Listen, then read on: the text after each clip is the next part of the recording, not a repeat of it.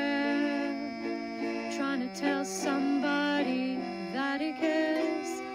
Can you blame the voice of youth for asking what is true? Yeah, the ones that you're calling wild are gonna be the leaders in a little while.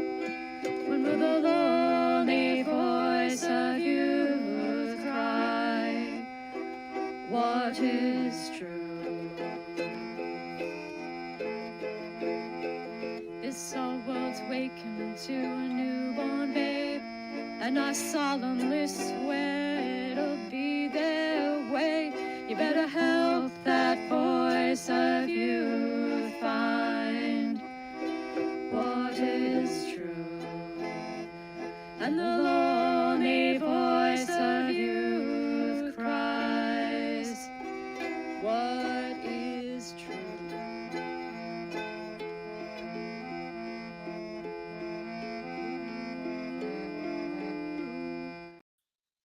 All right. Well, here we are again for another live stream. And I think the after party thing worked out pretty well last time. So we'll probably do that again. Keep this one, short-ish, hopefully, if we can manage such a thing, which, can always hope. It's good to see everybody. And yeah, today we're going to be talking about soothsaying and soothsayers. And yeah, hopefully we're getting better enough at these monologues that we can pull this off. So a lot of this stuff is I want to talk about much more complicated things, but gotta get better at conveying things. So worked a lot on this, right up until like an hour ago. So hopefully this works out. So what do I mean when I'm talking about a soothsayer? And there were lots of terms we kind of bandied about, right? Like enchantment, but enchantment is neutral. That's why I didn't want to use it because enchantment can be good or bad. And, it's not. But soothsayers are generally not thought of in the most positive light, or at least it was the most negative that I could find. So I decided on soothsayer, which is, a false prophet, right? The soothsayer is a prophet, but this is a false prophet making predictions, divination, right? They'll give you a way to make sense of something, right? And it's someone who hijacks a person to specific selfish ends using a form of enchantment, or maybe many forms of enchantment, as we'll discuss, right? In short, they manipulate your agency, right? And not just your agency, we'll say, doing things in the physical world, but your agency of thought, of free thought. They take away your free thought, right? Your consciousness, they hijack it. But how? And I'll go into the how. One of the things that people sort of miss is that soothsaying is a medicine that only lasts so long. It soothes you in the moment, like entertainment. We like it for exactly the same reason. But it's also temporary, right? It promises to be long lasting or significant, probably both. It sounds profound, but it's not as transformative as promised. And it's a solve, like entertainment. Sometimes, like when I'm eating, I like to watch mindless TV because there's just too much going on all the time. And, your brain is the organ that uses the most energy in your body. And when you're using it all the time, you get tired. It's not just physical things that make you tired, it's also mental things. But the soothsayer is telling you something to ease your mind, giving you that solve, that calmness, that explanation for something that maybe you didn't understand. And we need that, right? We need that. We need that distributed cognition. We need to outsource things. We can't hold it all in our heads. It's just not an option. We're Muppets. But what if what they're telling you is not helpful, not true, not real, not important? What if it's designed to make you do things that you otherwise would not do? What if it's designed to steal your agency, to take you out of yourself, to take you out of the world, away from your family, away from your obligations. That's the nature of what I want to talk about is these people who aren't doing you any favors. Let me put it that way. And maybe they're not malicious, right? Maybe they're just wasting your time. Fair enough. And like, look, entertainment's a thing. I just said I like entertainment. You got to have entertainment. It's not an optional thing. But also, you don't want to be hijacked. You don't want to be moved away from the good, right? And you can move towards like maybe not moving to the good at the moment. That's entertainment. That's fine. It can go too far, like anything else. But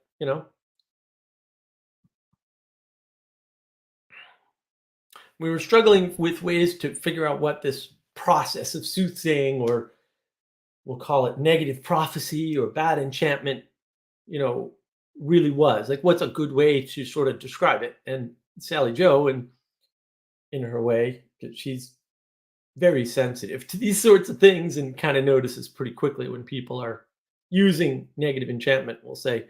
Um, and she never really had a way to understand it. And she's an artist. But of course, today she comes up with the fact that effectively this soothsaying, this negative form of enchantment is a verbal impressionism, just like the impressionist artists, right? They're using big words or big ideas, big concepts, uh,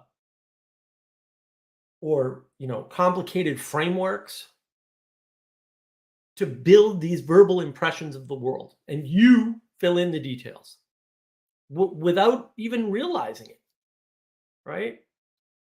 And now it seems you have agreement, even if you aren't talking about the same thing. So I can say, you know what, you need to be nice to people. Seems self-evident. We all need to be nice to people. I get it. But what does that mean? What what what if my version of being nice to people and your version of being nice to people aren't the same thing?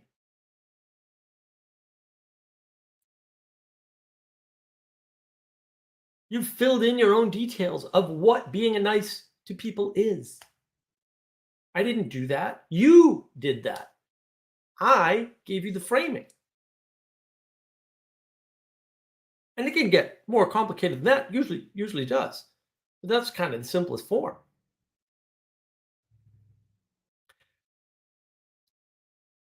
Now, why didn't I use the word enchantment? Because again, as I mentioned, it has a neutral valence. It's not good, it's not bad, but you should be aware of when it's in use. Preachers use positive enchantment all the time. Preachers generally aren't offering you rational explanations without being explicit and contained, right? Which is, there's always some rationality, hopefully. Sometimes not. Sometimes people are stuck without it, but you want it contained. You want to understand where that rationality is starting and stopping, and I'll get into that more um, as I go through the list of methods here, because I'm going to go through a list of methods that are in use with soothsayers. And it really is about being explicit and contained. When I say be a nice person, I'm not being explicit. I'm being abstract and general and unspecific. I'm not defining my terms. I'm not putting boundaries around things. I'm not allowing you any discernment at all. Now you can say, I can ask you. Yeah, you can. Did you? Did you think about that? I'm not saying you should have, given the context, but do you? Do you push back on people when they use abstract concepts out of context? That verbal impressionism that Sally Joe so brilliantly came up with?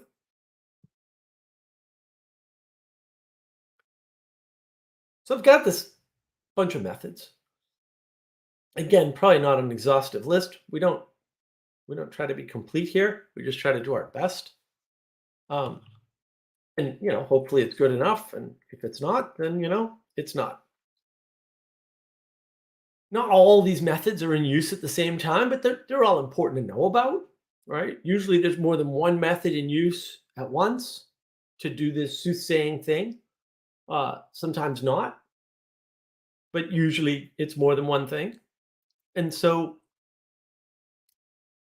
and they're going to overlap, obviously. So just warning you. The first method that I want to sort of talk about is information overload. And one thing you can do when you're talking to somebody is just push too much information into that person's rational capacity, into their memory, into their mind, and overwhelm them. And then what happens is you can't process that quickly enough, right? So the speaker has an advantage in that they know what they're trying to say up front. Relatively speaking, it's not always true for all conversations, but it's generally true. And if they've already got something practiced or they've already got a system in mind or in place in their head or whatever, they can spit that out faster than you can process it very easily. And some people think faster than others. So, if you've never watched Ben Shapiro do one of his talks or listen to him, he talks very fast. He thinks very fast. He's a very fast thinker. He's unbelievably quick. There aren't too many people that can think and talk that fast.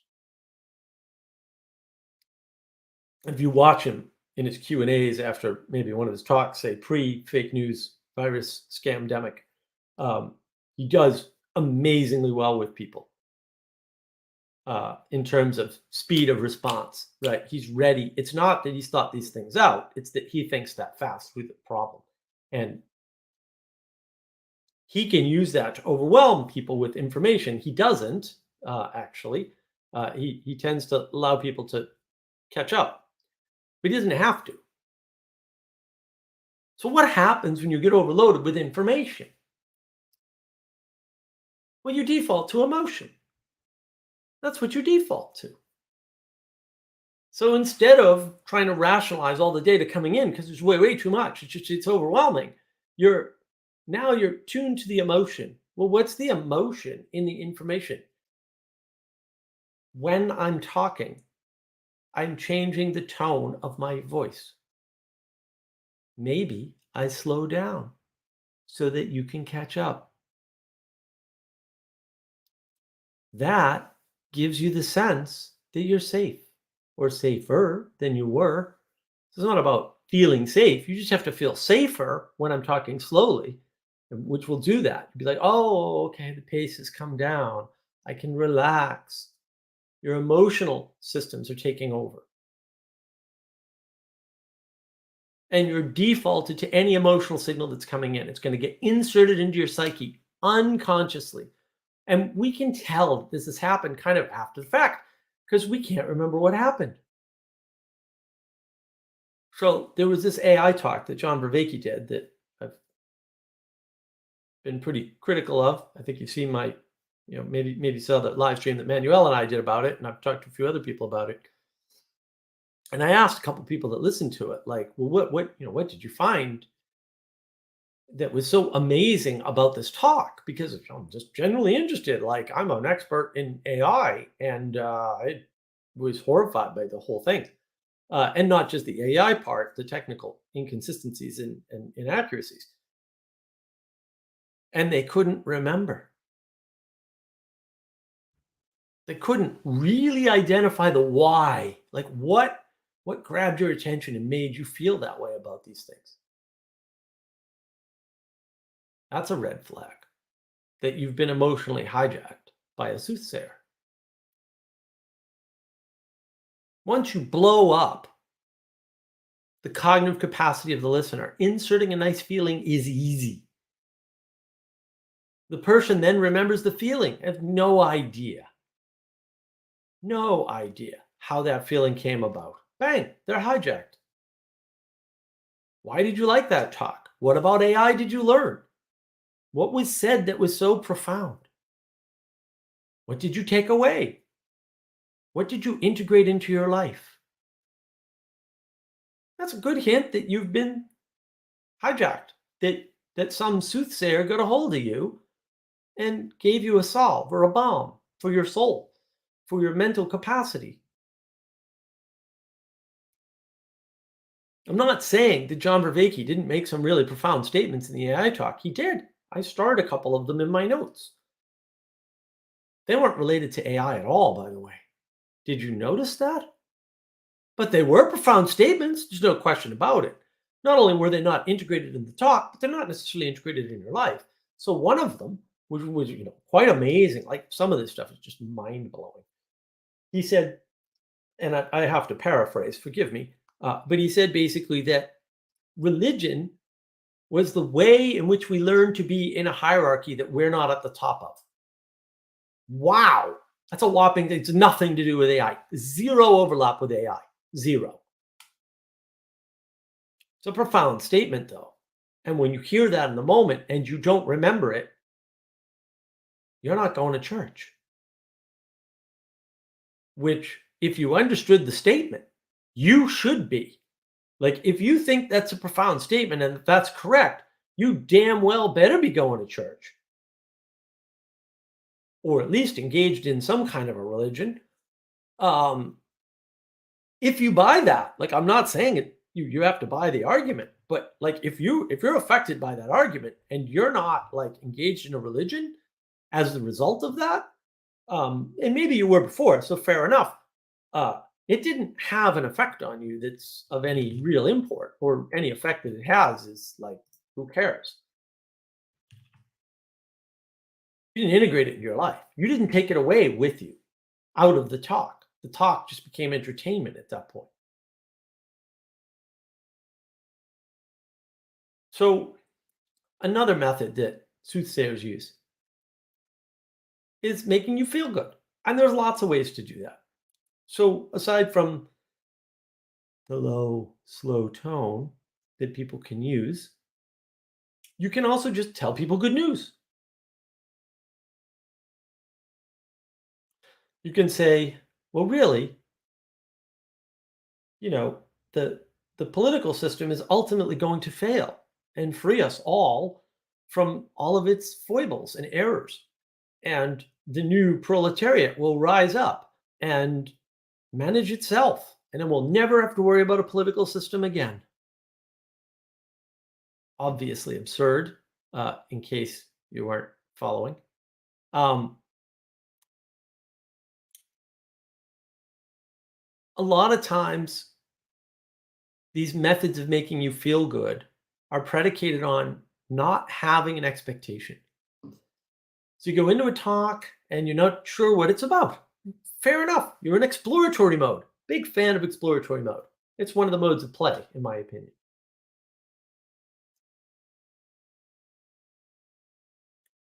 If you didn't have an expectation for the talk, can you identify what the person was trying to say?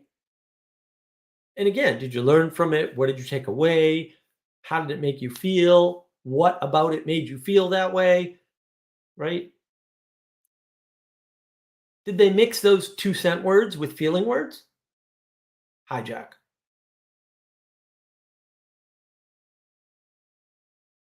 What do I mean by 2 cent words? Well, look, I don't know if you saw the movie Good Will Hunting, one of my favorite movies. Excellent film. What an excellent, excellent film. Dead on, by the way. Harvard nailed Harvard. They nailed the whole thing. They nailed New England completely.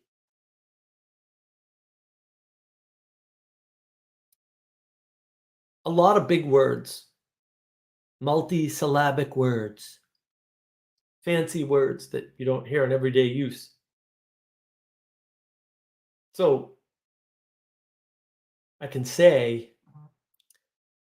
that your psychological attitude towards a complex topic can make you feel anxious.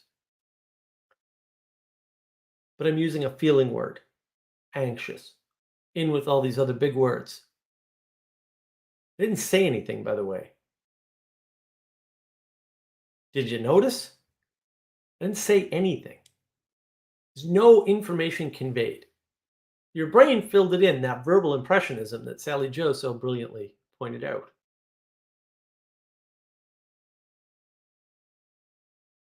What is the setting in which you're being told these things? Is it a church? Are you being preached to? Fair enough. Maybe that's proper enchantment. Maybe not. Like preachers get it wrong. People get it wrong. People do nefarious things. Sure. Sometimes, most of the time, people make mistakes. Most people are flat out incompetent. Uh, if you haven't noticed that, you're not looking hard enough, or you're cynical and believe every mistake is not a mistake, or that every person that's doing something is competent at what they're doing, or something. Which, meh, not my experience. Were you looking for something undefined to have an experience? Was what they said justified or just stated? Was it an exploration? Because it could have been. Are they using dualisms? Are they coming up with false dichotomies, false binaries? Is it information that you asked for?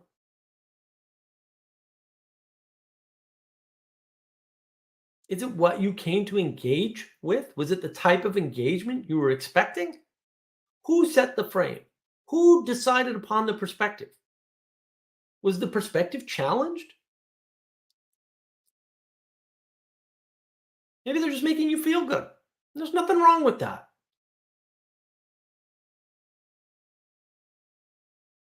I like entertainment.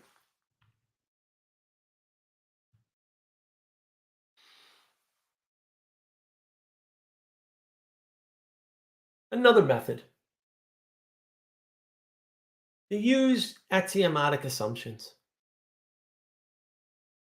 Is it real though? Is it reality? If I say AI is a spiritual being, what? What if I back that off and say, well, it's going to become spiritual? What? Why? What? That's not a rational way to think about it at all. There's no backing for such a ridiculous statement. It's absurd. Once I insert that into your brain and we proceed as if, now you're hijacked. You're screwed. I can sell you anything, literally anything. Does the person you're listening to insist on those things? Are they making absolutist statements? I was having a conversation earlier today. Oh, yeah. Google just boosts the advertisers that pay them the most. No, they don't. I can show you that they don't do that. There's data on this. They absolutely don't do that. You know who Google boosts in the search engine? Whoever's gaming their algorithm this week. How do I know that? You can go online and watch people tell you how to game the algorithm. Or you can do it yourself if you're me, because you know how this stuff works, but it's not that hard. Google doesn't have control of that. They wish they did. They're trying to. There's been a war between the two sides forever. It's an absolutist statement.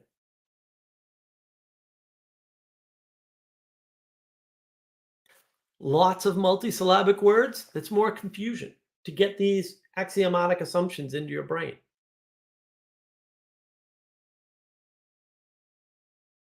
Just think about the complex interactions required in order for Google to push to you only those people they want to push to you. See what I did there?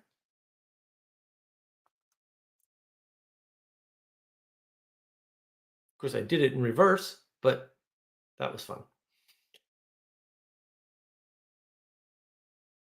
A lot of these people with these axiomatic assumptions will connect random things to physics or appeal to mathematics. They might jump to another trick called rationality or rational appeals, which is our next method. So, what do I mean by physics? So, you can always say human behavior follows some insert physics law here. You can do that, and people won't even notice. You can equate it to math, and then you can use the mathematical logical argument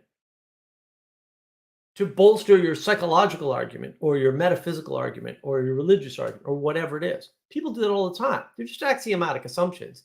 They're just stating things. Do they have the right to stand where they're standing? Where are they starting with these axiomatic assumptions?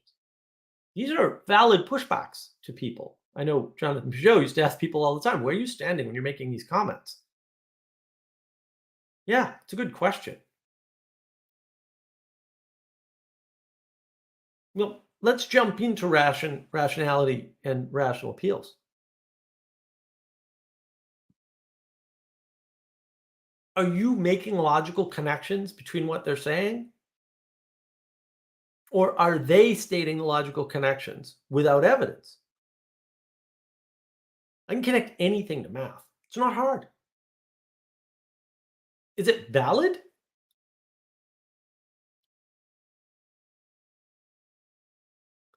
Did you look at the connection they made? There's that famous thing about the cost of tea in China and the correlations with all kinds of other things. What's really attached though? What's really connected there? Is it a valid connection? Is it a second order effect? Is it, oh look, the cost of tea in China goes up when a world war happens. Well, yeah, the cost of everything goes up. Is that the fault of the tea in China that the war happened? But people do this all the time now, like all the time. It's all over the internet now. Constant confusion with correlation and causation. Constant. It's just awful.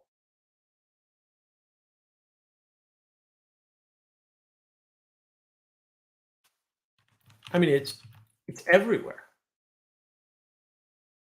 And they just know you won't check. They know you're not going to question them and challenge their assertion. They've made their axiomatic statements, as I mentioned earlier. They'd rather keep you trapped with the opposite, to keep you trapped in a false dichotomy, a false binary, where they can just claim you have no more authority for your objection than they have for making their statement. But they're the ones that made the statement and they made it first. It's a clever trick. I get it. I get it. But it's negative enchantment. It's a trick. It's a trick. All right, I'm going to take a sip of Sam Pell here. We got the big bottle.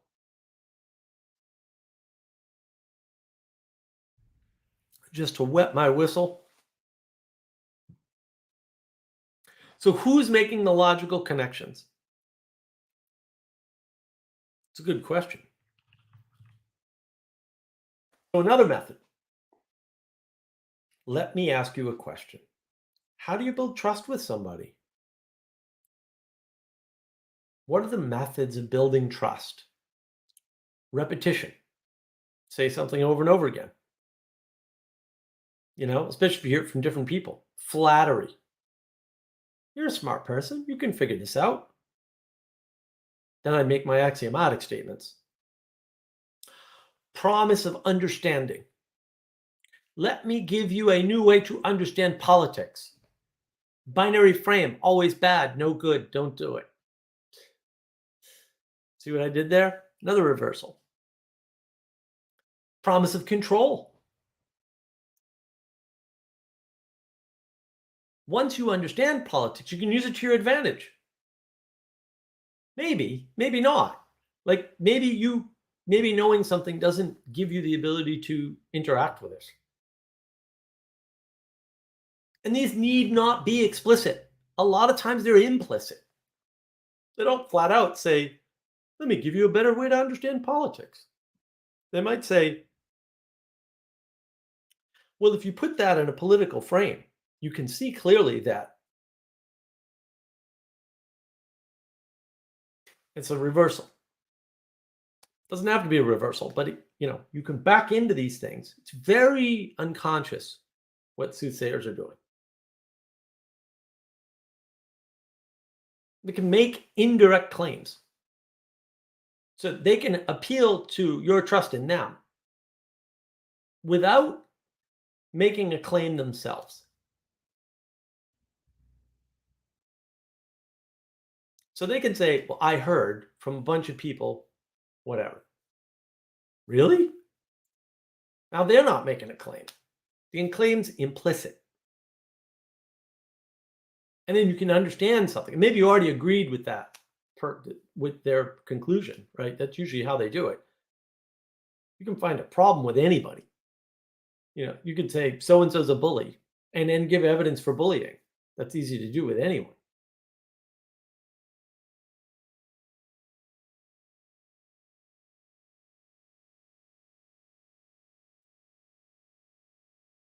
But again, watch out for the framing. Where are they standing when they're making these claims? Where are they starting? Is this a place that you can stand? And who cares if they can stand there, but you can't? If you can't participate in the way they tell you you can participate, why is this important? I'm not even saying they're wrong. That's not the issue.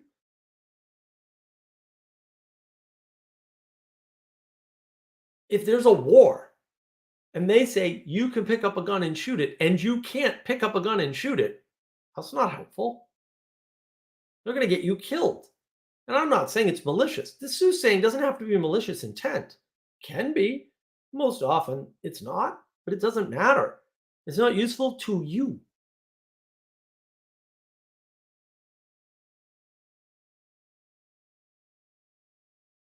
This is where asking simple questions comes in handy, of yourself and of them. Do you feel like the questions you want to ask are dumb questions? That's what they rely upon to fool you. It's a great trick. That's a dumb question. I'm not going to ask that. It's a dumb question. Really? Really? So they've gotten you not to question them based on your own guilt without ever going outside your head and validating it. Fascinating.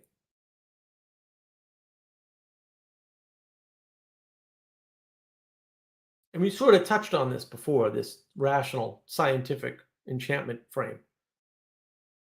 You can make good sounding connections, which may be false. And again, you can go back. You can use math or some pattern of reality out there and link it to something that isn't math.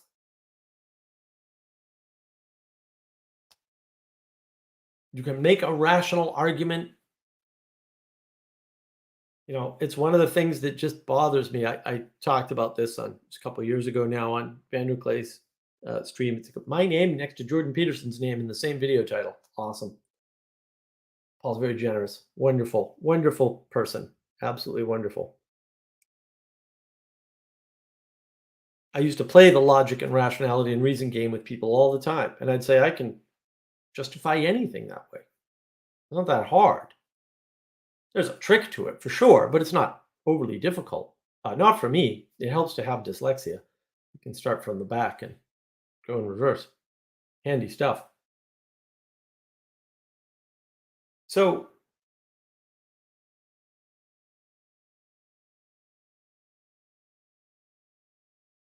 the big question was always, I bet you can't justify the Holocaust. And I would always sigh and say, you do realize that Hitler already rationalized the Holocaust. That's how it happened. But if you'd like me to use a different rationalization, I will gladly do that. Then I would proceed to do it. Now, it's not a moderated sort of a battle. There's no like official rules and referee, right? There would typically be an audience, of course. None of the people that challenged me to that ever won. I was always able to logically, reasonably, and rationally argue whatever it was. And there were a bunch of them. And they always conceded, sometimes begrudgingly. And always in consternation because they could not figure out how that happened. That is scientific enchantment. I am very, very, very good at scientific enchantment. Justifying things scientifically is easy. Jordan Peterson points at this when he talks about crossing Ebola and anthrax. How would you justify that? And yet, in science, you can justify anything. It's not hard. It assumes objective, material, reality, which I still insist does not exist. I'm open to being proven wrong, but please bring the receipts.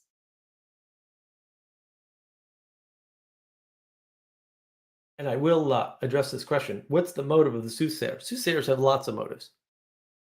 What's the most common human motive? Let me tell you.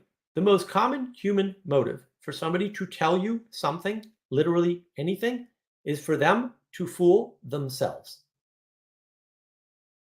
Because if they can make you believe it, they can use you as a mirror to say, aha, I'm not alone in my belief.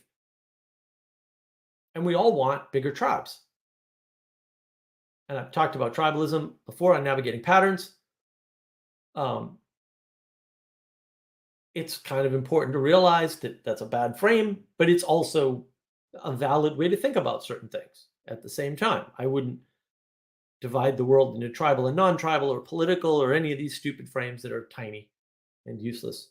Tribal is too spread out, right? There's too many tribes. It's like, well, what are you tracking? At some point, you're not tracking anything, and you can't really draw the tribe lines clearly, and it doesn't scale correctly, and it gets messy. How many tribes am I in? Quite a few, I would say. Why do these things work? What is it about soothsaying that functions? What are the mechanisms that are causing us to appreciate and enjoy these forms of enchantment? First of all, enchantment is not negative. It can be. So we need it. So we have to be attracted to it to some extent. But the real deal is we are not only rational creatures. We are more swayed by emotion. Most signals come to us unconsciously through the salience landscape, into our awareness, and up through our attention. But those filters aren't just throwing out information. They're also absorbing some of that information. You don't notice the sweet, dulcet tones of the soothsayer most of the time. I did have this little trick that occasionally I'd just pull out on the group because, well, I'm a bit of a troll. What I would do is I would drop into sweet voice mode, where I would get a little quiet and slow down and lull you into a sense of peace and security. And it would always disturb certain people quite a bit. And the reason for this was, of course, the high contrast and the immediate understanding of danger, right? Because when I'm doing that, I'm not being my genuine, authentic self by any means. I am not here to sweet talk you into a position. I couldn't freaking care less if you agree with my position. Sorry, I just couldn't. I'm doing this for you. But ultimately, like, if you don't believe me or you think I'm full of shit or whatever, good luck to you. That's fine. I'm not mad. I generally just don't care enough. It's not all of you, obviously. Some of you I'm closer to than others, but yeah, in general, if everybody listening doesn't get the point, I'm okay with that. I have my reasons for doing this, and they have nothing to do with your reasons for listening. And there's nothing wrong with that, right? And I try to be upfront, which is why I don't try to convince you that soothsayers are dangerous. With a little tonal enchantment and some soft speak, I don't do that. It's not my thing. Other people, that's what they do, and I'm not saying there's anything necessarily wrong with it. I mean, unless they're getting you to eat the apple. It's just easier to see with me because I'm generally loud and bombastic, and I don't do the slow pitch over the mound. I'm not throwing screwballs. Right? It's fast and hard over the plate.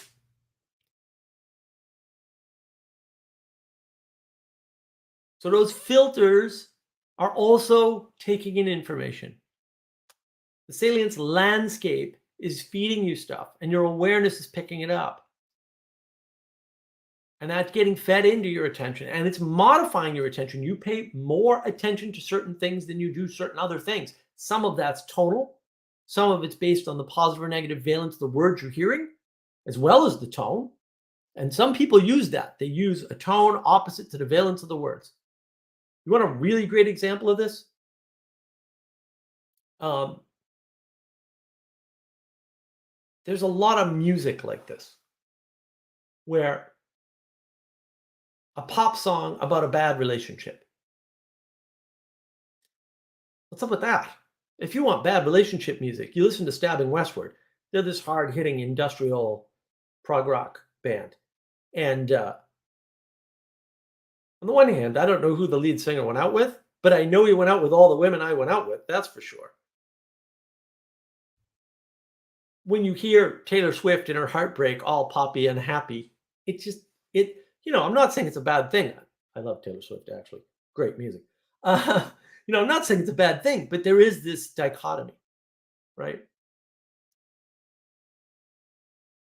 And that dichotomy between, say, tone and words, that's very powerful. Very powerful. And it doesn't have to be that way. But those filters go through you. Another good example is The Sound of Silence. Five Finger Death Punch does a version of this. Listen to the original version and theirs. It's this way of understanding what's coming up into you. A song about depression sung in 70s music style? What the hell? How's the summer of love, man? The decade of summers of love.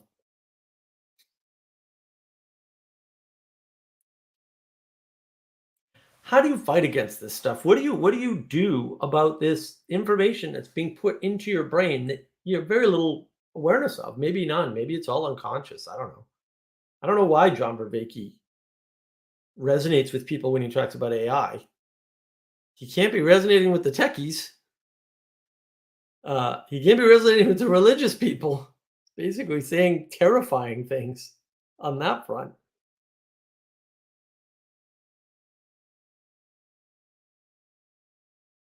I'm a pragmatist.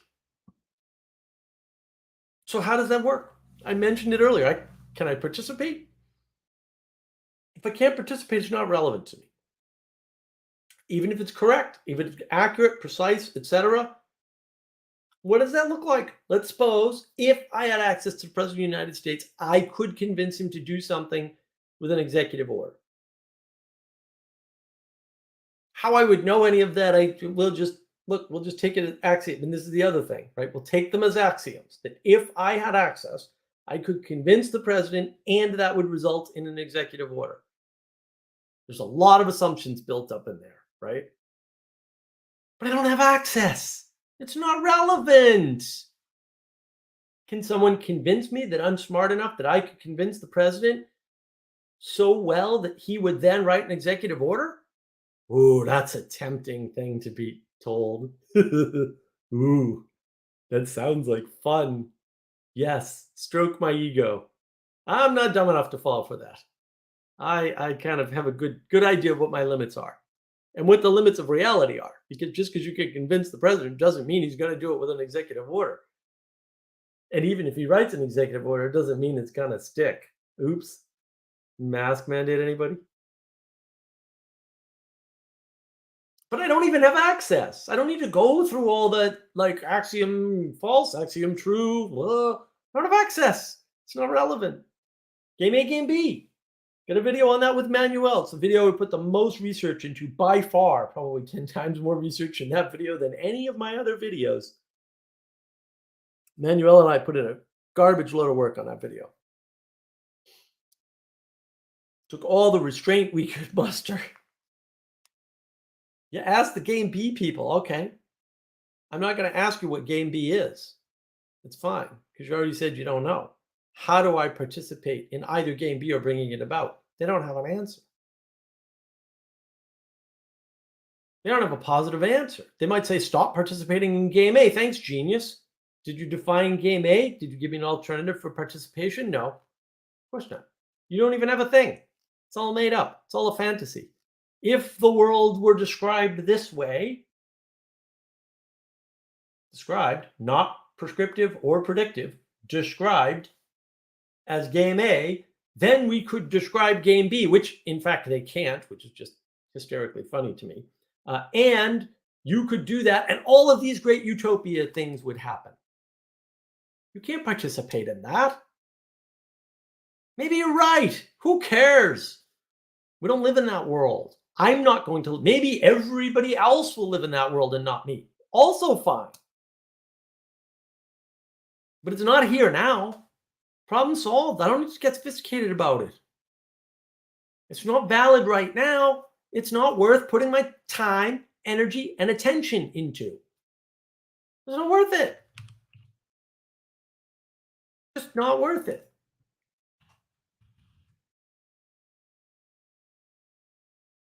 I have a video on narrative capture. And how do you avoid falling into narrative capture? What is narrative capture? Narrative capture is when they make you part of a story.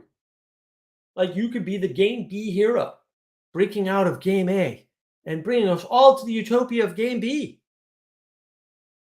That's what the game A, game B video is all about. They literally drop you in a story. For real. It's like, look at the cojones on these folks. It's unbelievable.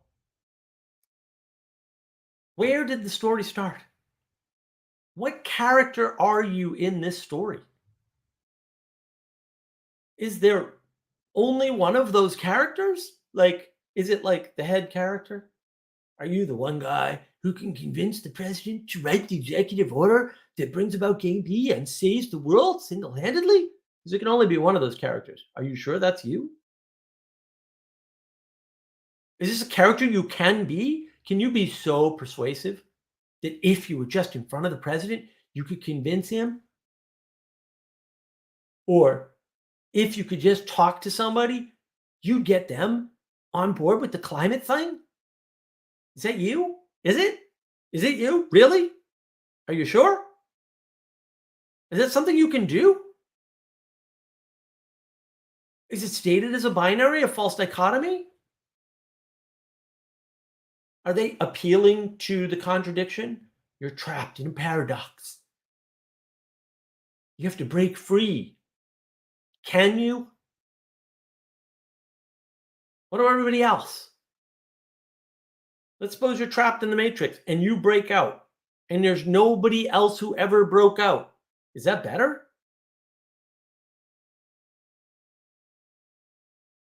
Oh man, you know what? We broke out and the other people aren't here yet, but they're going to break out.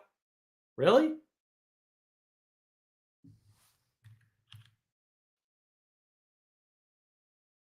How about noticing universal statements? How about some skepticism? Remember, they're getting you not to ask questions by, well, that's a dumb question.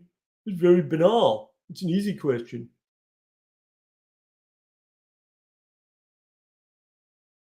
Are they being skeptical and cynical? Are they identifying against? Well, you know what the real problem is? Game A, man. Game A is like capitalism and consumerism and all the bad isms. You know what game B is? It's none of those.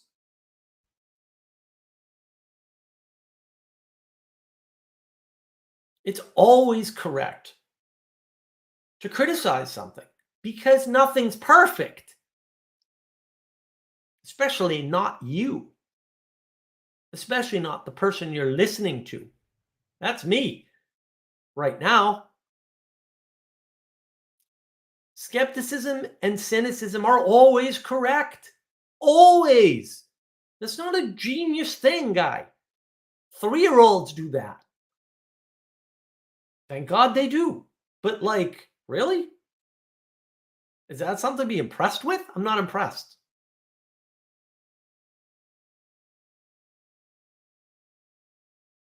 And usually, they're not skepticism and cynicism is incorrect because you're using a simplified form of something. Of course, that contains errors. I mean, you can say corporations are all about profit. Okay, except that's false. There are these things called non-profit corporations, not for profit corporations. How do you know that, Mark? I'm president of one. I've set them up before. Credit unions. You ever hear anybody bitch about the banks? The problem is the banks. First question I ask them, where's your money? Is it in a bank? And they go, well, yeah, of course it has to be. No, it doesn't. There are credit unions. You know what credit unions are? Not for profit banks. They have great rates, by the way. Great rates compared to the banks. So you're bitching about banks. There's a solution for banks. Your skeptical cynicism has blinded you to the solution that already exists because your version of the world is wrong. Where'd you get that version from? Probably a soothsayer. Somebody probably told you all this nonsense. It's all nonsense. Charitable giving is everywhere. Charities run like corporations, but they're not corporations. Some of them are bad, by the way, but a lot of them do a lot of good. Just like a lot of nonprofits do a lot of good. I'm part of an electric cooperative. What the hell is that? They're not for profit corporation. They actually return money to their users every year in the form of a bill, or they'll cut you a check. They'll send you the cash. Most people just opt to have it applied to their next electric bill, but whatever. I mean, these electric bills are so low that $10 is a big deal. Go South Carolina.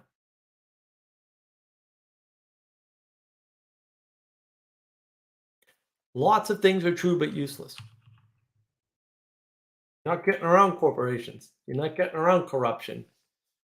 You're not getting around consumerism. We all consume things. It's called eating. You're going to stop eating?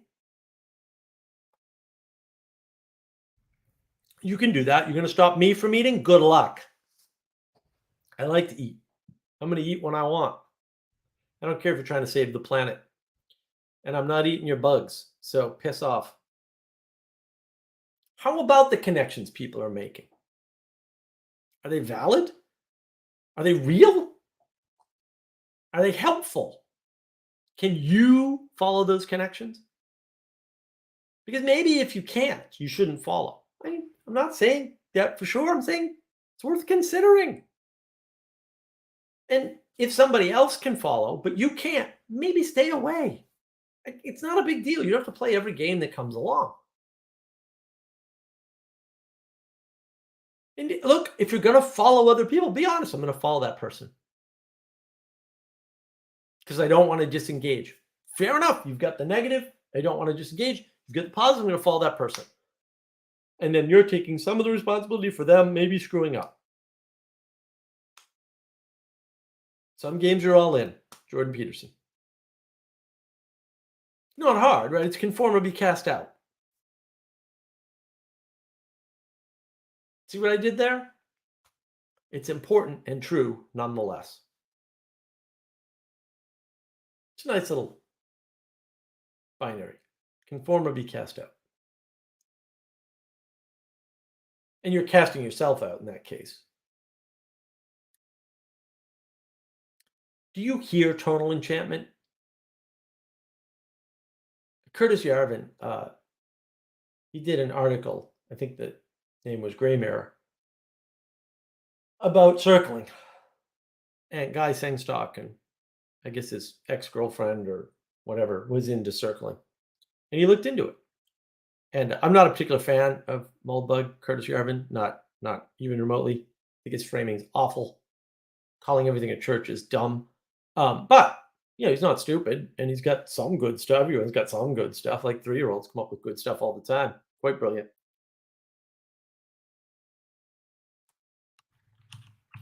He was talking about circling, and he said, here's the circling video. The guy Sengstock says, here's a good example of circling. And he says, don't watch the video. Read the transcript. Weird. I get this nice video I can watch. Why would I read the transcript? Reading's hard, especially for me. I'm not reading. I'm super dyslexic. Reading's like painful. It'll enlighten you, though, if you read that transcript, because I did read part of it. And read the whole thing. It's long. Why? Because the tonal enchantment is gone. The set and the setting are changed when you're reading it on the page rather than watching it on the screen and listening to it. I've been over this before, but there are video recordings of Hitler, I believe, at Nuremberg, if I remember correctly, giving a speech to a crowd. I don't speak a lick of German.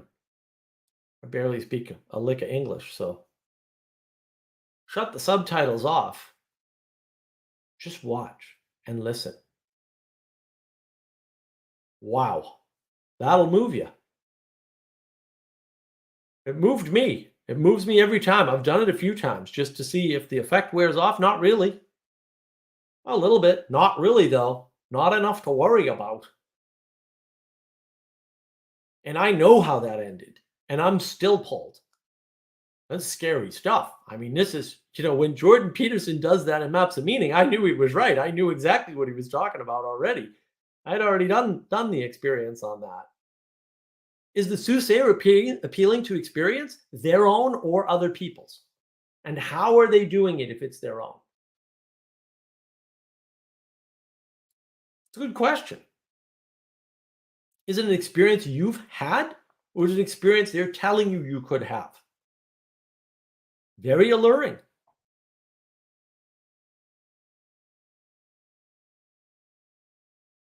Making connections to experience or appeals to emotion after mentioning science. Something to watch out for. Why are you using emotional words if you're talking about a non-emotional thing like math or science or physics or and you've got psychology, which kind of bridges the gap. That's why I hate psychology. I really, really despise it. First of all, I find it simple and banal as hell. Um, I did do a lot of psychology on public broadcasting. Philip Zimbardo. Uh-huh. I just kind of compressed it all down to what I thought was the meat. Why are you mentioning emotion inside a scientific argument? You saw this. Paul Vanderklay did a couple of videos, I think, on Jordan Peterson's talk with Lawrence Krauss. And he'd point out when Lawrence was talking science and would use a non-scientific word like spirituality or something, right? A word along those lines, or an emotional word. I'm not saying that's invalid. I'm just saying watch out for it. Watch out for the appeals to experience. Are they connecting these things to people you know? Are they name dropping? Are those ideas their own? Are they real? Do they seem convinced of what they're saying? And in what way? Are they stating things as authorities? Do they appeal to credentials? Are they their own credentials? Because, Peterson doesn't. Peterson's one of the top 1% scientists in his field. And in Maps of Meaning, I don't think he ever says that. He never says, you can listen to me because in any form. Maybe he should. Maybe he should. But he doesn't. He appeals to experience, yours and his, not his credentials. I think he mentions his credentials. He says, like, well, we did the research. Well, fair enough. You did the research. But he's not using that to make his arguments. Not that they're not part of his argumentation stream, but it's not what he's falling back on. It's part of the reason why he's so popular and he's not a soothsayer.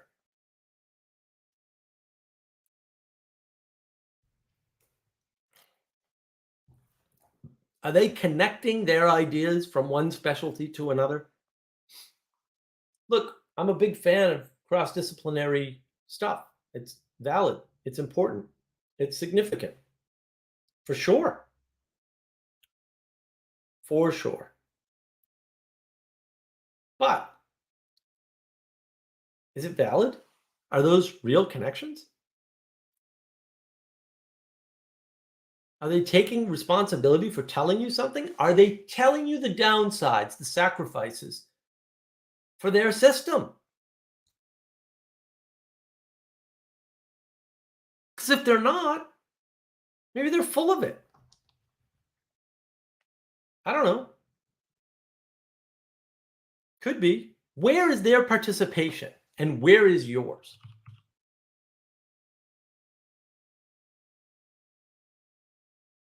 You can fool people into believing that you agree with them very easily.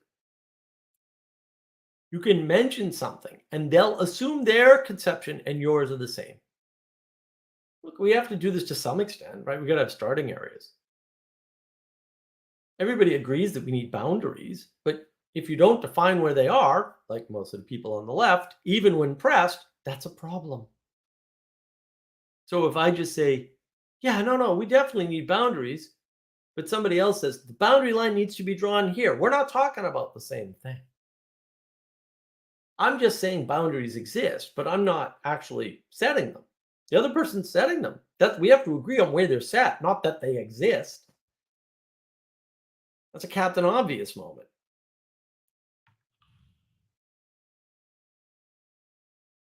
Beware of terms like meta perspective. They cannot have meaning without way more context. Effective altruism. I'm sure I could use that phrase somewhere, but I'd have to talk to you and maybe a group of you over at least a few days before I had enough context that we could use that effective altruism term and understand the same thing. You can't just invoke it. There's lots of terms like that.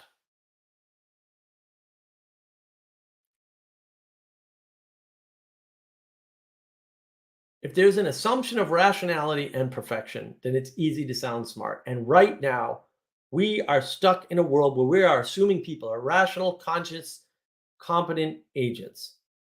That everything they do is conscious, they're well aware of it, that they're competent and able to carry out whatever their conscious desire is, that they are full agents in the world, right? And that what they're doing is rational. In other words, it makes sense in a context. None of those things are true for most people most of the time. But we're making that assumption. And so when some crazy person comes along and starts saying something, we're just like, oh, it must be rational in some frame. They must be really smart. I'm not understanding their frame. I should get to know their frame because they sound really convinced of what they're saying. Soothsayers are often fooling themselves, not just you. There's lots of motivations to convince people of things.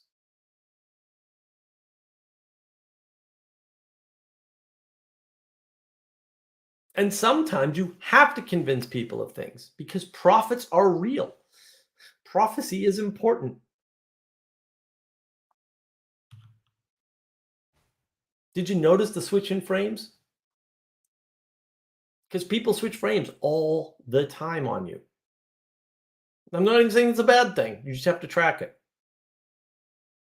You know, you're in a discussion about Impressionist art, and the next thing you know, Sally Joe is telling you about something in her house that she had to do. And it's like, okay, Sally, that's fantastic. Can we go back to the other frame where I had a thread? She doesn't care. She's an artist. She picks up threads like nothing. Me, I'm like, I'm drowning here. I need a little help. I don't know what the hell just happened. We were talking about Impressionist art, and now all of a sudden we're talking about cleaning rugs. Not really that much of a problem for me, but some people don't like it. I have this I answer to a we question video where I go over this, right? Where somebody asks you, what can we do? And they say what they did. Okay, but I asked you what multiple people can do, not what you personally did. Because not only is that not generic, it's specific to you. So people switch frames all the time. Beware of the collapsing of time and the creating of paradoxes. People collapse time all the time. So I was watching some Paul Vanderklay did a video based on it with some clips from John Vervaeke and Christopher Pietro, and they were saying, yeah, there's this this thing that you're sort of one with, but you're not quite it, but you're one with it, but you're not it. And they kept going back and forth like that. And I was like, are you guys freaking for real now? Are you talking about the fact that you're moving through time and maturing from less of, say, some ideal to more of some ideal? And then you're pretending like that's a paradox? It's not a paradox if you add time in. It's like, no, really? I'm trying to become a better me over time, as Jordan Peterson talks about. Don't compare yourself to who somebody else is today. Compare yourself to who you were yesterday. Genius. They collapse time. Well, yeah, if you collapse time, all kinds of things are paradoxes. There's just not paradoxes in the world that we live in with time that precedes. Is it a paradox that I'm not a baby and an old man right now? No, it's not a paradox. Was I always a baby? Will I always be a baby and an old man simultaneously, but only in the future? Like, come on, stop collapsing time. That's garbage. You hear a paradox, it points to a limit in your framing. It's not some fantastic revelation of something important. It means you screwed up.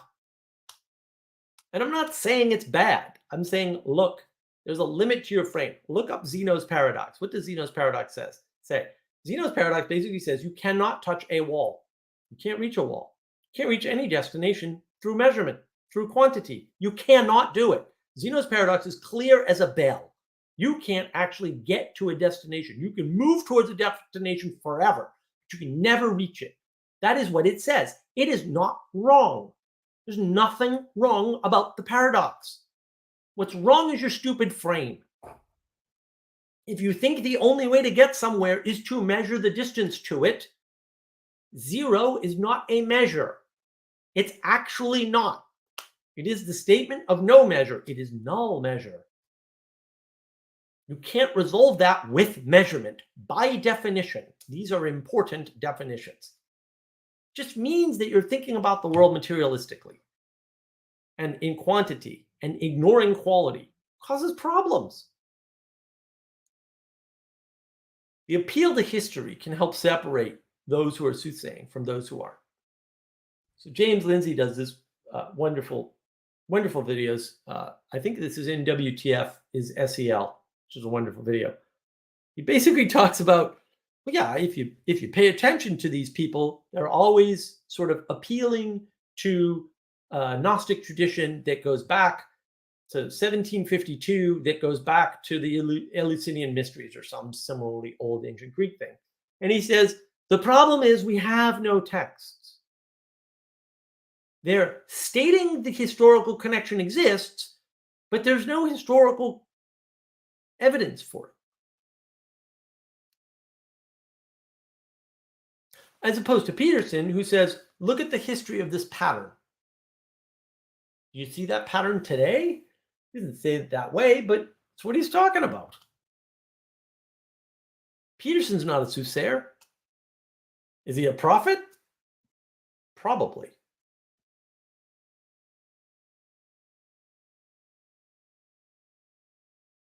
So the appeal to history, how are they using the history? Are they? And maybe they don't need to, but these are just little pointers you can use.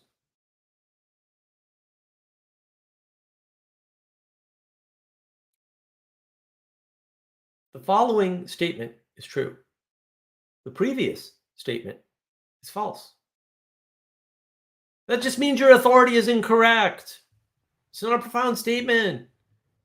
It's just Muppetry. It's Muppet enchantment. It's soothsaying.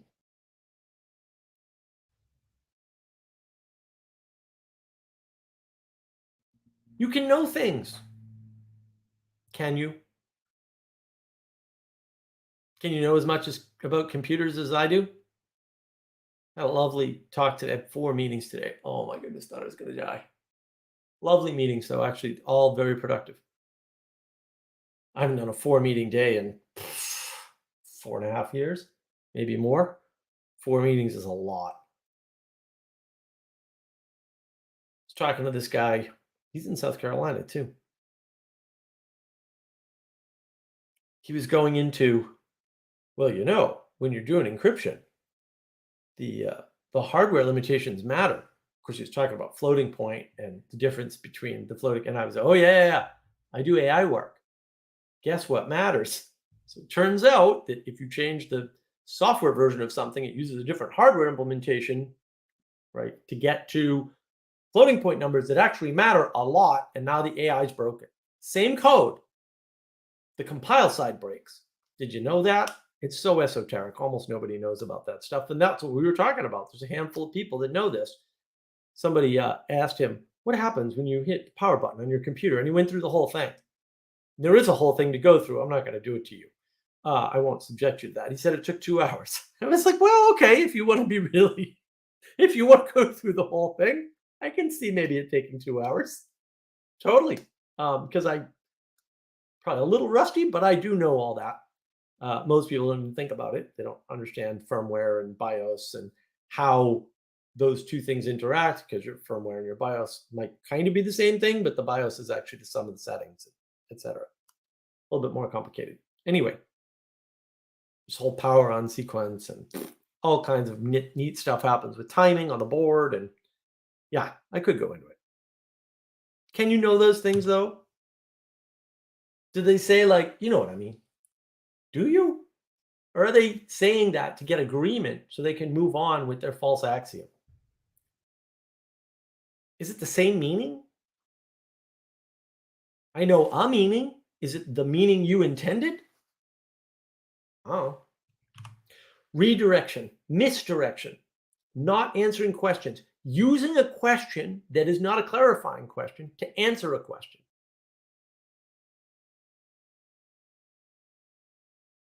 These are all tricks.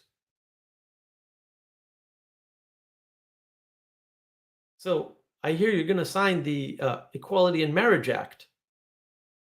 Well, let me tell you why I think the Equality in Marriage Act isn't. But it's not what I asked. That's redirection. And you're not answering the damn question. Do I think you're a snake? Yeah. I'm not even saying that's bad. I'm just saying, like, what up? Or you can ask clarifying questions that go into so much resolution that the person asking the question loses track of their original intent. And then you get out of answering the question. You can watch for this stuff. I'm not saying it's easy. I'm saying you can watch for this stuff.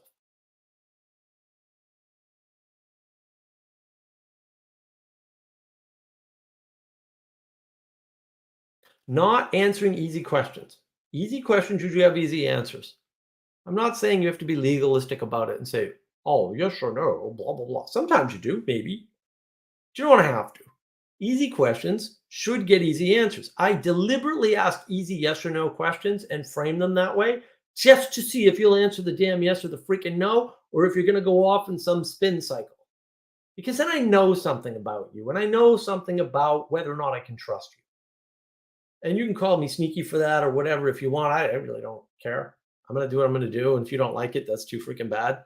I'm still here. So deal with it. Adding nuance where none is needed. It's a red flag. Not all the time. People make mistakes. I get it. But, these are things to look for. I'm not trying to give you answers. I'm just trying to call your attention to these other things you can look at to help you navigate in the world. It's all about the compass.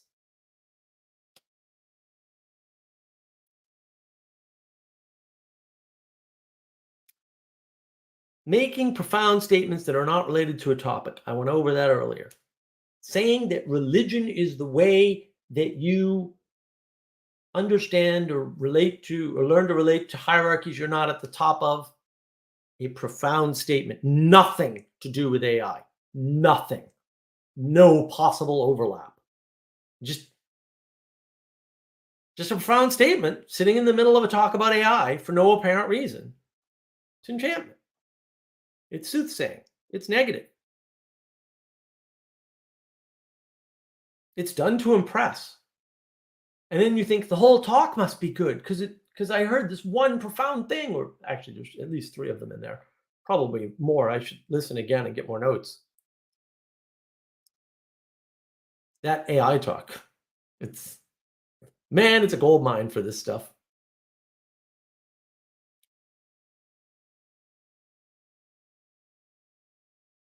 No warnings about what people are proposing. What's the downside? What's the sacrifice? What am I giving up to get this wonderful thing you're proposing? What are the boundaries? Where are the limits?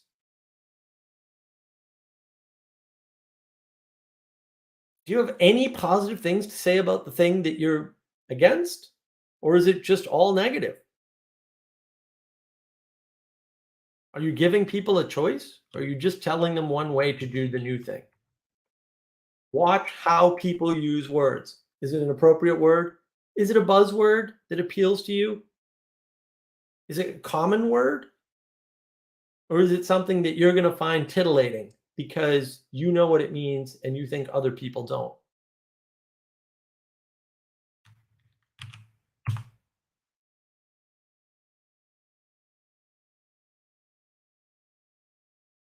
There's a lot of things that enchant us.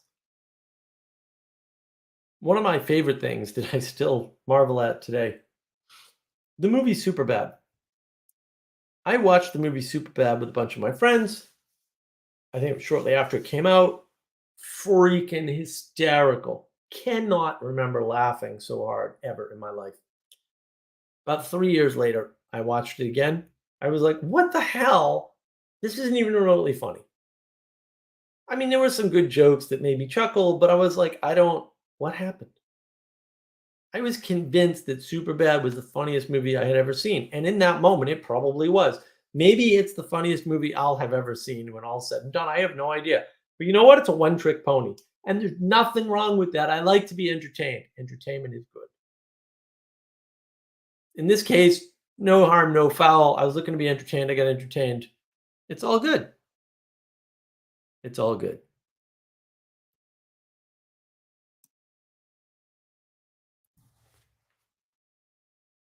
Memes, for example, only valid in the moment with the right framing. These are forms of soothsaying, of enchantment. They're pointing at something. They're pointing at something.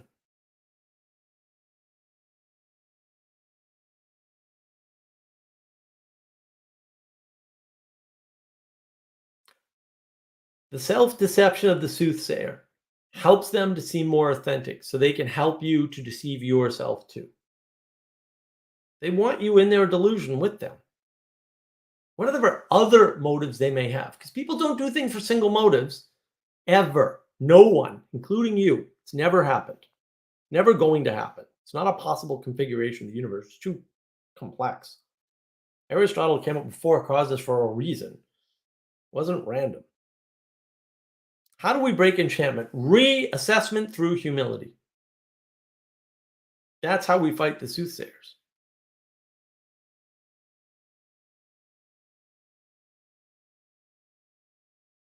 Beware the dead matter, the dead objects, pointing back to propositions, not talking about relatable experience, no appeal to phenomenology, not dealing with cause, but only dealing with expression. These are soothsayers trying to get you in on their game. I'm not saying don't play. I'm saying be aware. Just be aware. That's all.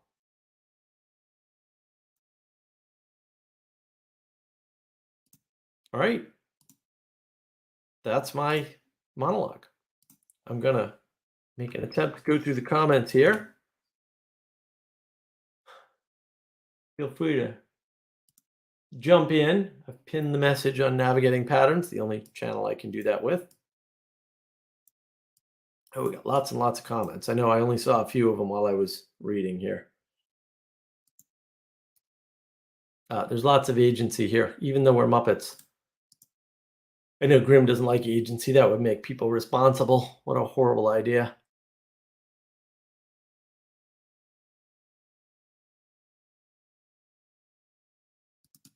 Yes, I'm here to soothe you about soothsayers. False prophets are a tenpenny. Yes. Yes, indeed. False prophets are 10 a penny. Indeed.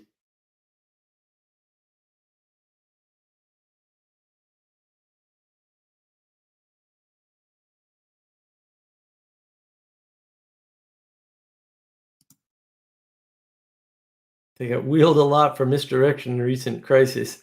Part of the ramp up fear, psychological nudging by the powers that be.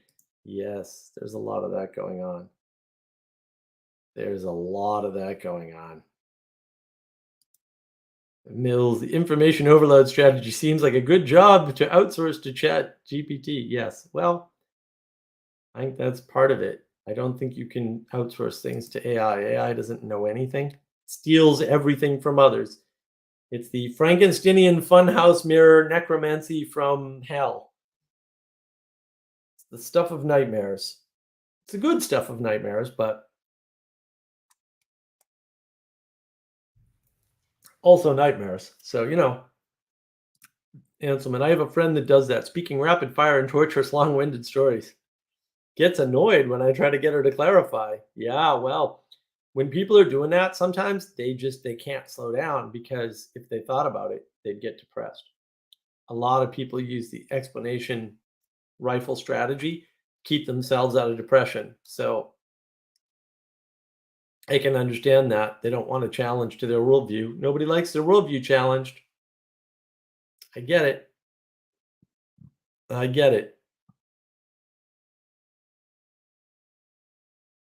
Mills, AI enhanced persuasion is a huge threat, I think. Yeah, we actually adjust to persuasion pretty quickly. We adapt, not at the evolutionary level, but at the social level fairly quickly. So, and we've already seen that. Like, we've already gone through this phase where, like, all meanings of important words changed in like 5 years. So, yeah, I mean, yeah, 5 years of damage, granted, but 5 years, we'll get over it. Garth, truly profound statements tend to inspire. JBP was really good at this. Yeah, well, it's because he's connecting his profound statements with the framing that he's giving in the moment. And again, if you want to go into it, right? Because I'll drag it up. Give me a sec. I'll drag it up. So if you go through Rebeki's AI talk, and look, I mean, it in some ways I really admired the talk, but not for any good reason. If you want to say something like hierarchy avoids infinite regression, John said that in his AI talk. That's true. That's profound. It's not connected to anything else he's talking about. Literally, not connected. So yeah, it sounds profound, but it's not transformative. You can't take it with you because he was talking about AI.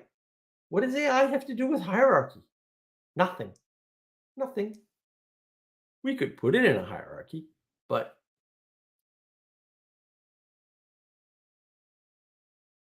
JBP connected everything. That's what he did.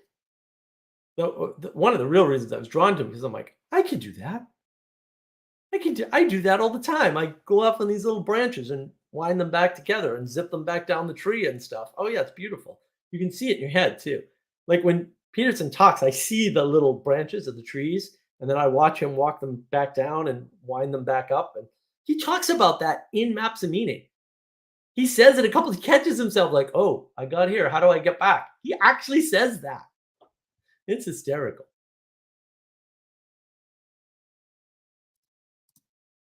Anselman, Dr. Jobst Langder Grebby. Get a real name. Tell this guy to get a real name, Anselman. Seems to have an interesting perspective on AI. Just heard a little of him, but worth following up, I think. AI is a waste of time. If you want to be enchanted by it, you're welcome to it, but I don't recommend. Yeah, Nathaniel, I wanted a motive of Soothsayer. Yeah, there's lots of motives why people do things. There's not one. It doesn't matter what kind of person they are. People do things for all kinds of freaking reasons.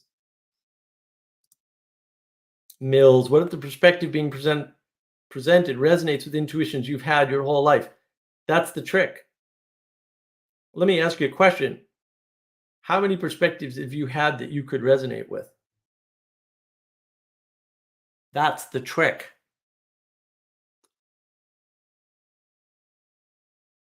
right? Ideas you recently clarified and expected, and now they are saying the same exact thing. Have you heard of the zeitgeist, Mills? What do you think the zeitgeist is? And do you think these people don't use that? I was once in a clubhouse room. I'll never forget this. It's in a clubhouse room. And somebody was talking about the parabolic way of knowing. They got that from Mark Emanuel. And I wasn't mad. I'm still not mad or anything, but they didn't know what they were talking about. So he ended it with, and that's why I'm a supporter of the parabolic way of knowing.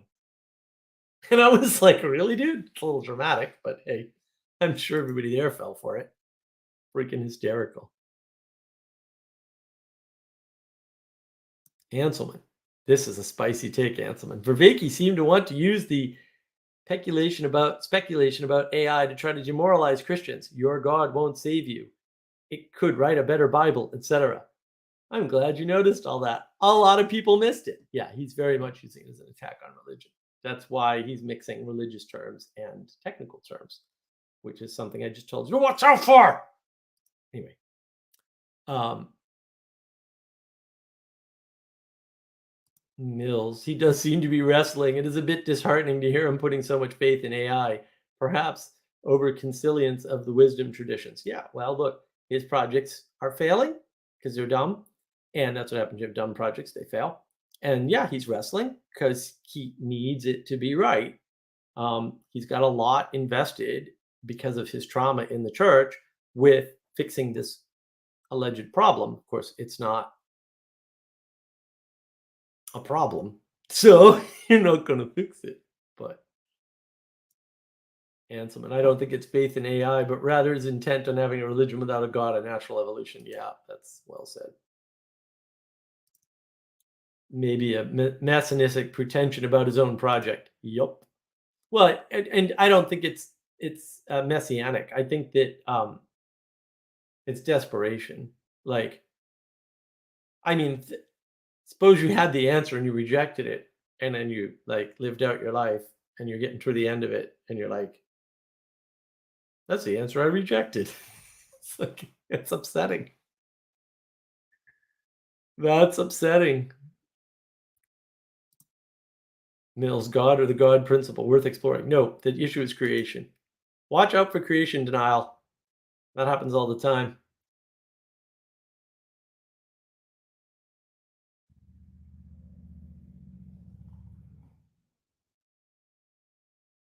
What else we got here for questions or interesting observations? I'm going to skip over all the Vervaeke's talk.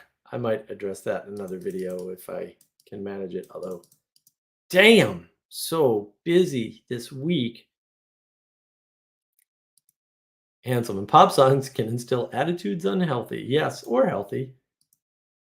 Sing about divorce, adultery, fornication, and catchy music. Right. Well, it gives you that dissonance. Like, divorce isn't all bad. We can have fun with divorce. Really? I think a divorce is all bad. I've had more than one person tell me I wouldn't have gotten divorced if I had known ahead of time what it was going to do to my kids. You would have taken the sacrifice of staying in the crappy relationship. Good for you. Too bad you found it out in hindsight.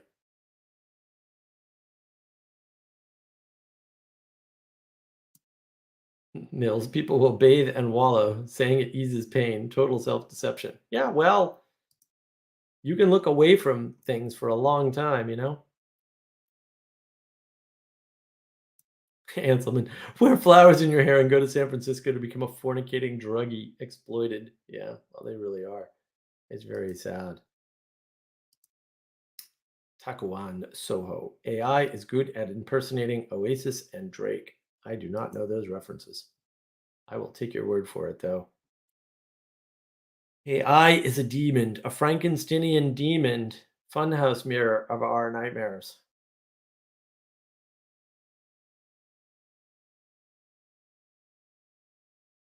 And that is the problem. Garth, what's game A and game B? Oh, you don't know about game A, game B? Jordan Hall and others. I think he's off that project now, but this is their big solution to everything.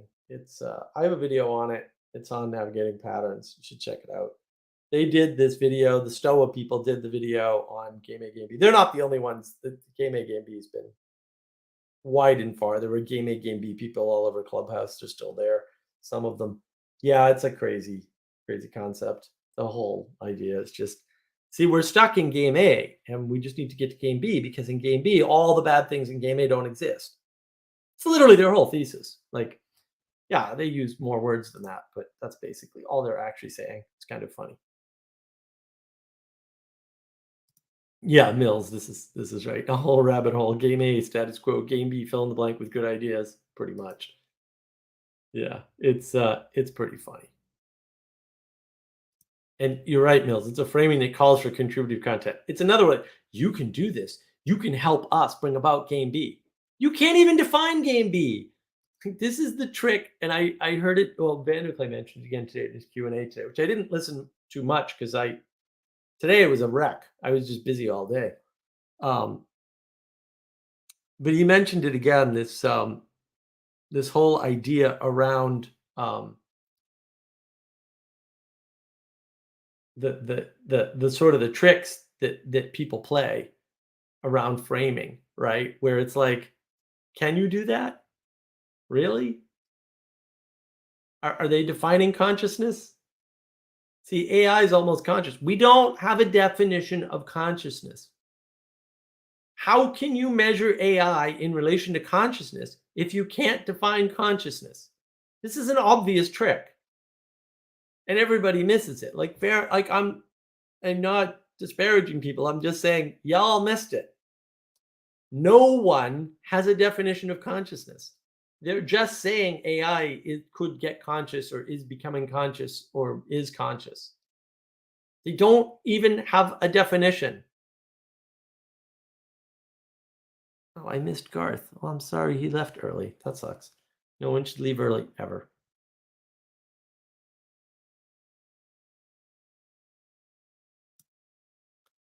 Mills, I'm curious what your thoughts on workers' cooperatives are. Uh, People cooperate all the time in all kinds of ways. I don't know why work would be the way you would cooperate.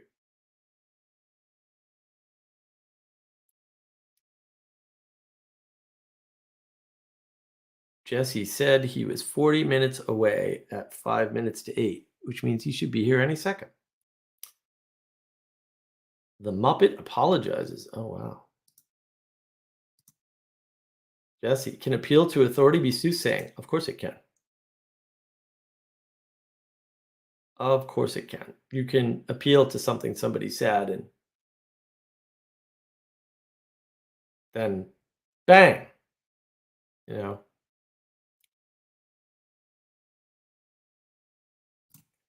Hanselman, pushing an ideology alleging it's science or pushing a product or invention alleging it's science. Yes. Benjamin, Zimbardo fell from grace hard. Okay, except he retired wealthy and well known and well respected. So maybe, but he did a whole series on PBS about psychology, and it wasn't wrong. Just saying. A lot of that story is misunderstood. You kind of have to be from Boston to know that, but I am, so I do.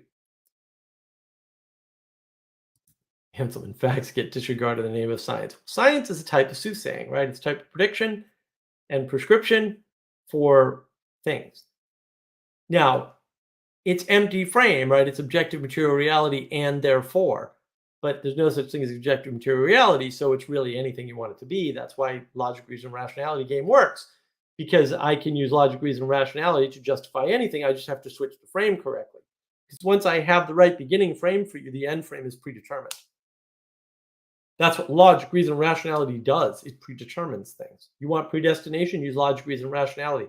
That's why I keep saying, like, yeah, we're not only rational creatures. We can rationalize. It's not what we do most of the time, by the way. The science is in on that. Haha. We're not rational most of the time. It's impossible. Too much energy usage. Just an energy problem. There are other problems. Just the energy problem. Insurmountable. So science is already making these predictions. And if you want the prediction to come through true, sometimes you have to get rid of the facts. This has to happen. Side effect. I remember when he was a cool guy. I never thought the Stanford Prison Experiment was great. Yeah, I don't know when that happened. I think that was the 70s when people were over that. It wasn't an experiment. That's part of the problem. It certainly wasn't a scientific experiment. It was actually his girlfriend that was doing it, not him. He was just advising. So, Jamie, I kind of tried to touch on this difference between a soothsayer and a real prophet. I mean, I'm giving you these ways of discernment. I'm pointing your attention at these methods that soothsayers use. I'm not saying prophets don't also use them. I'm saying that that's where the discernment lies.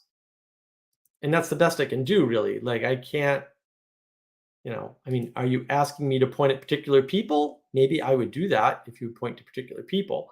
Sam Harris is a soothsayer. Sam Harris is not a prophet. Jordan Peterson is a prophet. No question about it. He's not a soothsayer. John Vervaeke has become a soothsayer or a sorcerer, depending upon how you want to cut that from hanging out with too many sorcerers.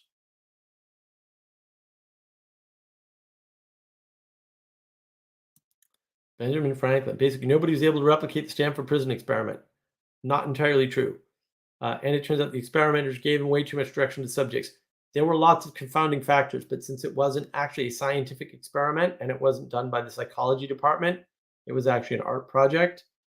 While your critiques are true, they are invalid. That is the problem. Philip Zimbardo made lots of money, lived comfortably and fine, and got lots of TV coverage. Believe me, I watched probably all of his psychological lessons on PBS. They're quite interesting too. Mills. People want to have their views challenged. Some people do. Some people don't. Even if it's a suppressed desire. Some people do. Some people don't. I do it intentionally. Some people do. Some people don't. This channel is much better than Googling my idea plus debunked. Thank you. I'm glad to hear that. Hanselman, let's get back to Monet. We had a big discussion about Monet this morning on the Mark of Wisdom Discord server with Sally Joe. So you missed that.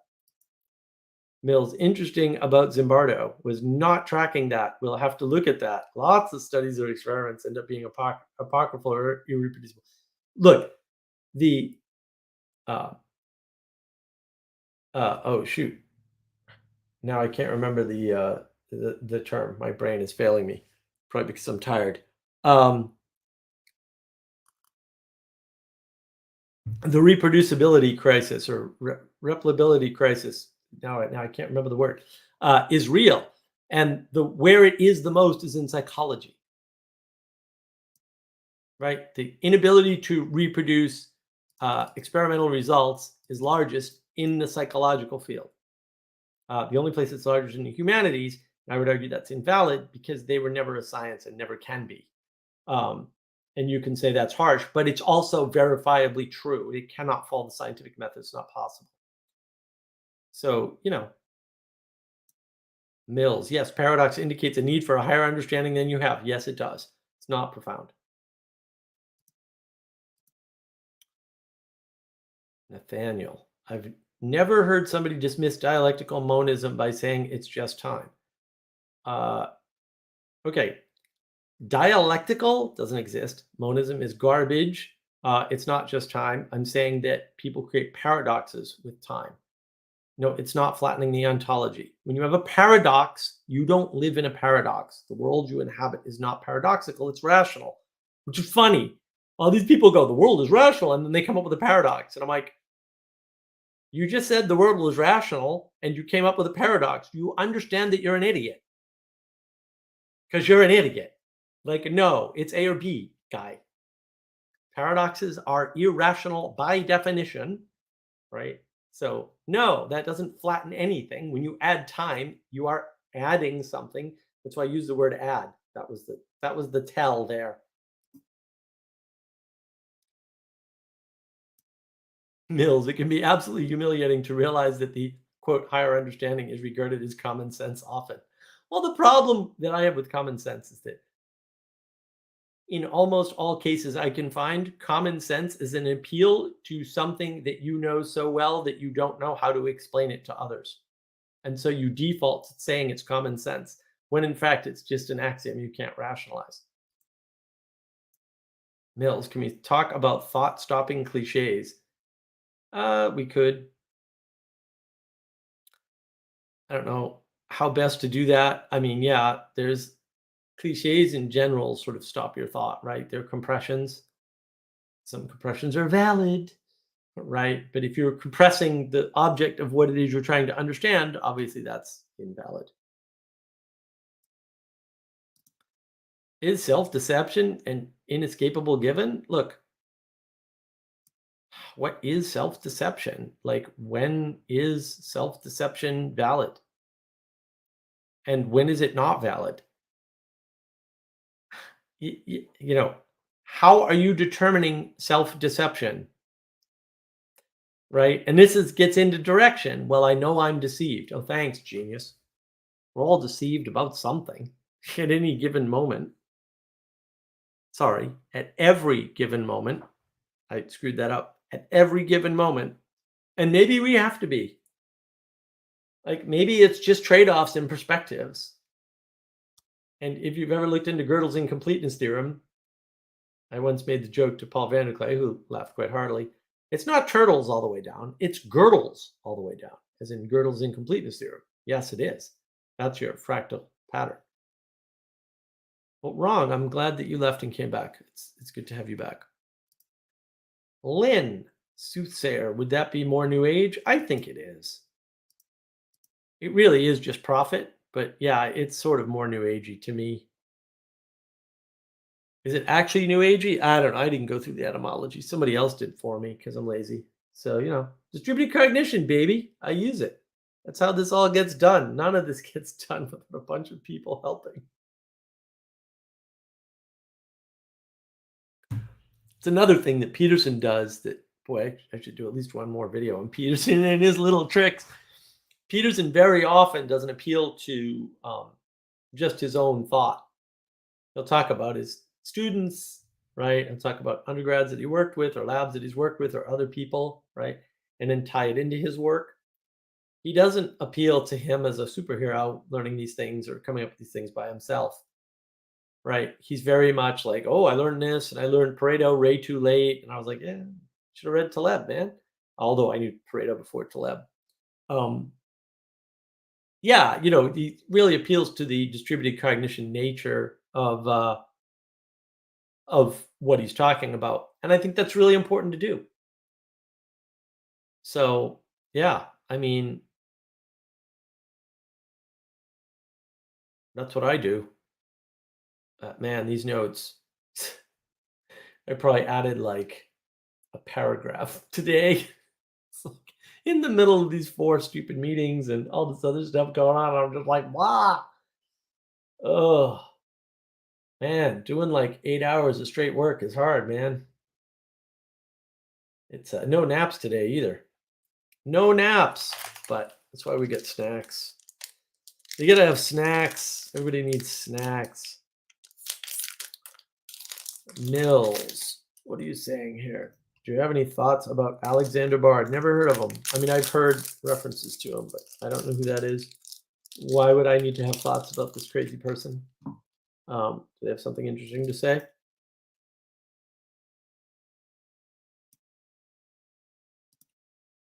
Phlebas. Has the join mark on screen portion started? Yes, I posted the link. It's pinned on navigating patterns, although it should be at the top of all the chats because you guys aren't chatting that much on anywhere but navigating patterns. Phlebas. Lynn, I enjoyed your conversation. Lynn's conversation with Paul Vanderklay was excellent. I learned a lot from it, and I thought I knew Lynn.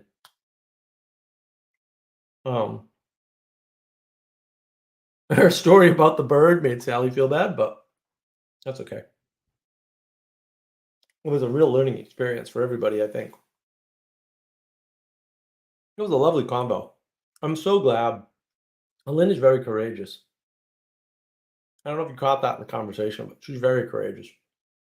Speaking out and warning people about the things you warned them about. That's brave.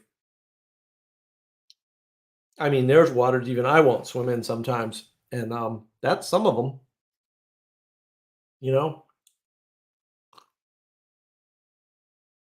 Look, I've got a lot of friends in the gay and lesbian community. I've worked with more transgender people than most people have ever even heard of. And that was pre 2014. Like, yeah, I was just very much in the grungy underground Boston scene for a while.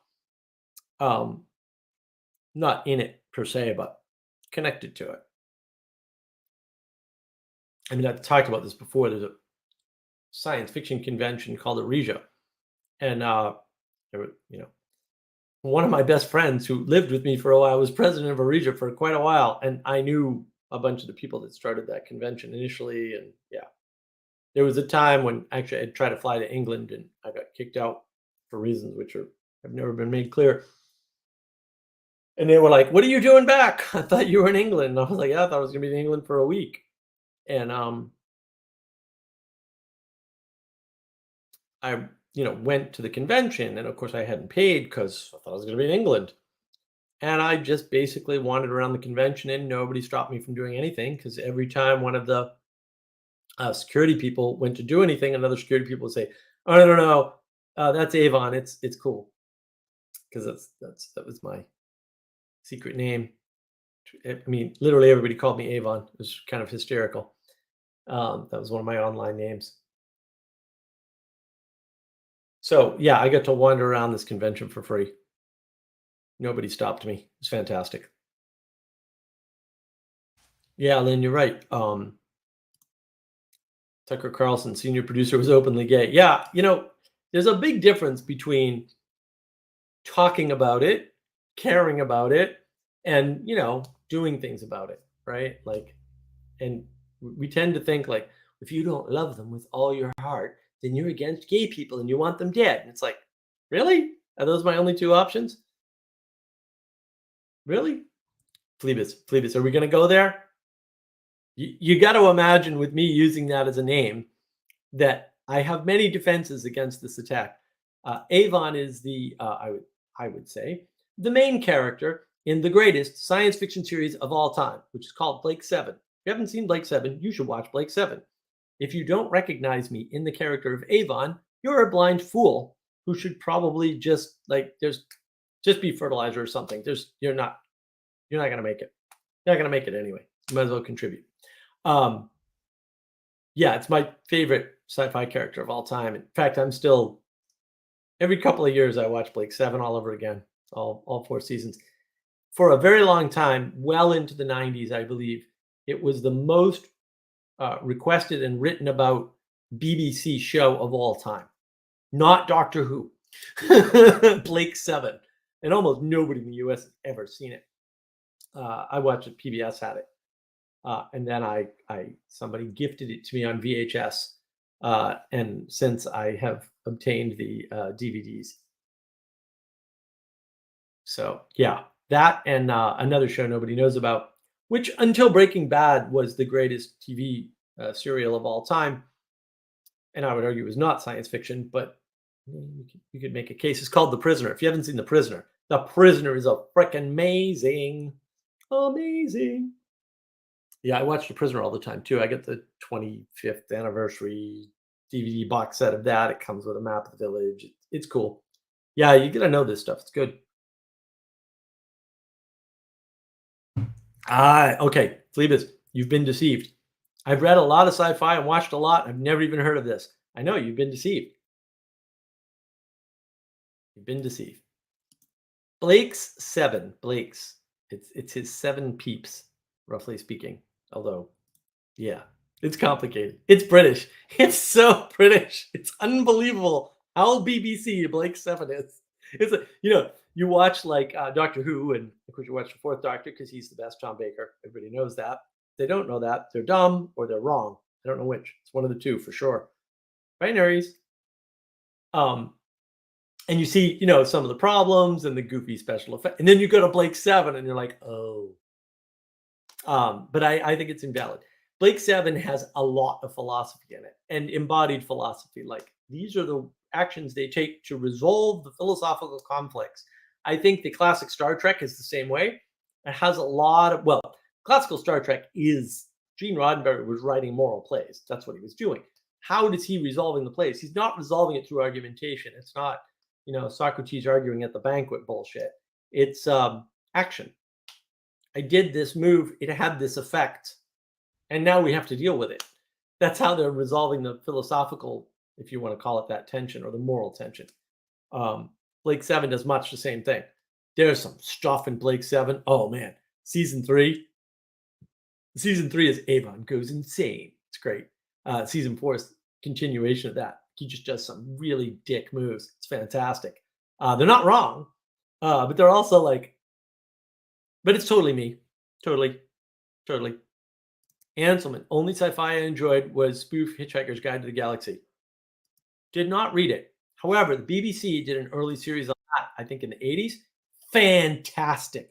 If you haven't seen the series, and it's like a TV series of Hitchhiker's Guide from the 80s from England, gotta watch that too. I bet Jesse knows some of this stuff. Welcome, my Muppet friend. Hello. Hello, everyone. Hello. Phoebus. Gosh, Phoebus. I know. We got Anselman. Very clever writer, Douglas Adams. Douglas Adams wrote for a bunch of stuff, by the way, including Doctor Who. The BBC series? Did we just talk about that? The BBC? I just mentioned it, yeah. Yeah, the BBC Hitchhiker's Guide series was great. Well, then the Dirk Gentlys are all good, too. There's a bunch of those. I didn't mind the American adaptation of Hitchhiker's Guide to the Galaxy. It was a bit too stuffy. The movie? Yeah, the movie. Yeah. I call it the American. It wasn't horrible, which is amazing. Like, that's like for American remakes, that's like, wow, amazing. Because like you watch the American remake of The Office, and it's just like, really? Is that the best you could do? Oh, it became something else. That's the soothsaying nature. You take something from its original context and you bring it to a new context. Well, Friends was the same thing, and they made a great job out of Friends. What was Friends a recontextualization of? Oh, shoot. Why can't I remember the name of the series now? Because I watched the original British series. Damn, I can't remember it. Right out of my head. Sorry, man. That's all right. That's all right. I believe you, though. I believe it's not that original. All the sitcoms aren't original. That's the point of the sitcom. The point of the sitcom is not to be original. The point of the sitcom is just to do something for the moment of the people watching it. It's entertainment. Yeah. It's entertainment through framing, right? Through fixed framing, fixed familiar framing. And it's not like comedy either, which is something I wanted to bring in here, where you have to ascertain, is this a stand-up? Or is someone giving me their propositional stand-up or situational stand-up? Or are they giving me something that appears to be comedy, but it's not really comedy, circa Chevy Chase? If you watch any of those National Lampoon's movies, it's not a commentary. It's not a comedy, it's a social commentary. Right. You go watch National Lampoon's Christmas Vacation. It is not a Christmas movie. It has got nothing to do with Christmas. It's not funny, but guess what it is? It's a commentary on the late 80s. Yes, it is. Their only joke is the fact that when they go to do the Christmas prayer, the old grandma starts reciting the United States pledge. I pledge allegiance to the United States. She does that instead of "Dear Lord Jesus." She goes, "I pledge allegiance," and it's the only joke in the entire film. You're like, wow. I watched 30 minutes of information for nothing, and then one joke, and then that's the film. Like, modern filmmaking, Jesse.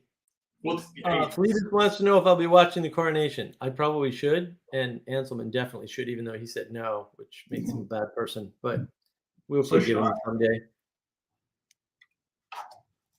Mills. This is going to sound polemical, but I'm not trying to. You're allowed to sound polemical here.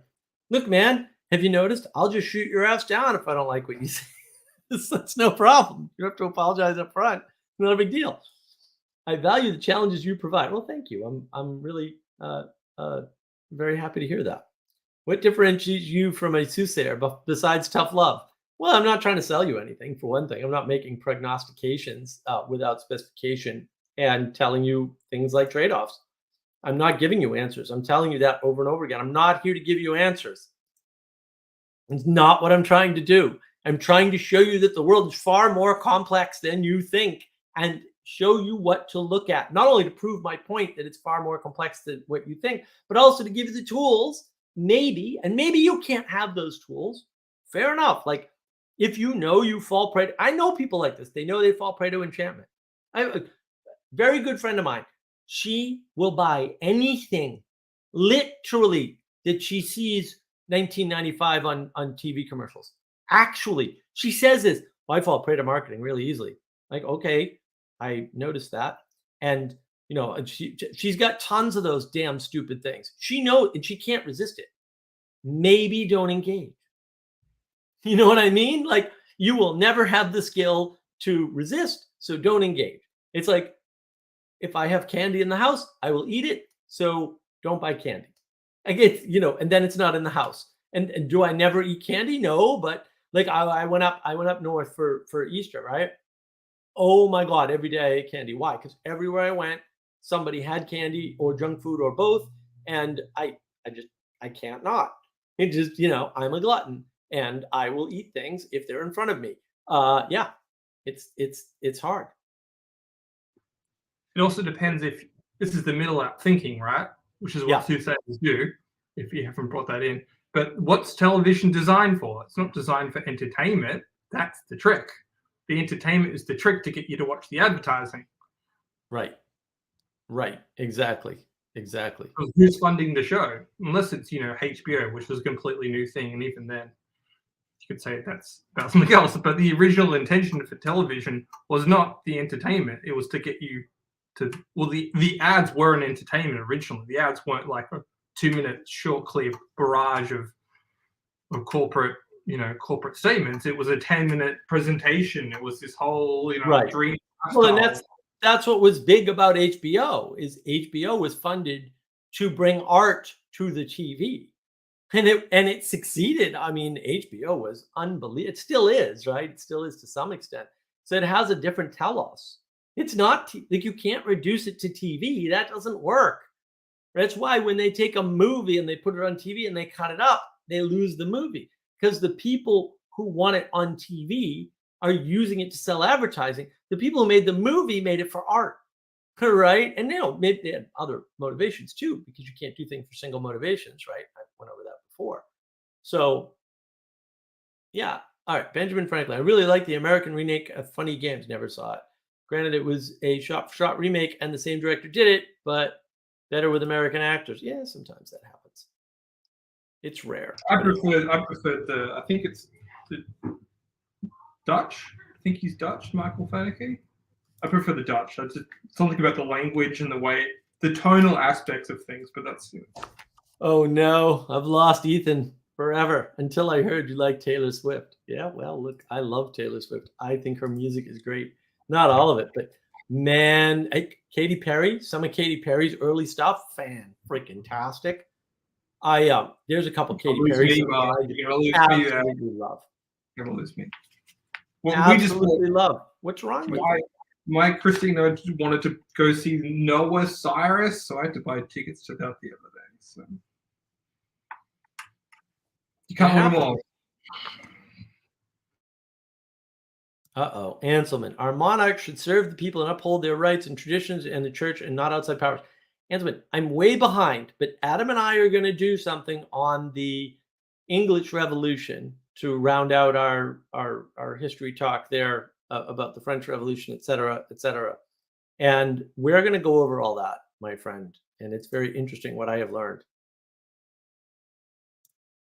Ethan, how does somebody that loves the pectoral I love Taylor Swift? Yeah, well, it happens.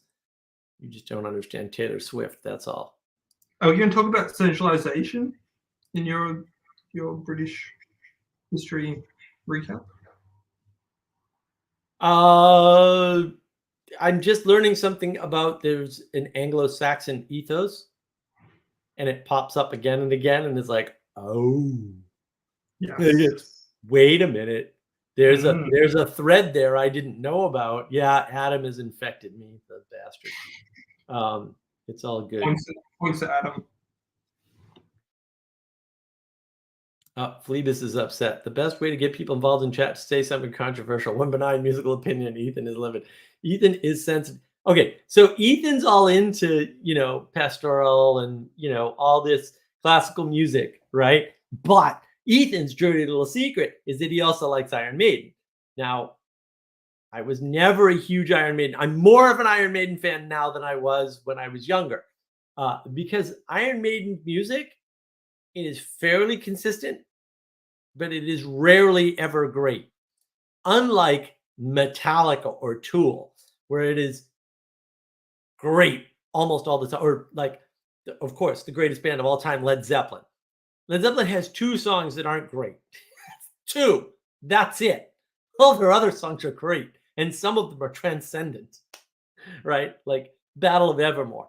Like, if you don't understand that Battle of Evermore is one of the greatest pieces of music that could ever exist in the history of the universe, then I don't know what to tell you. You're probably not a real person or something.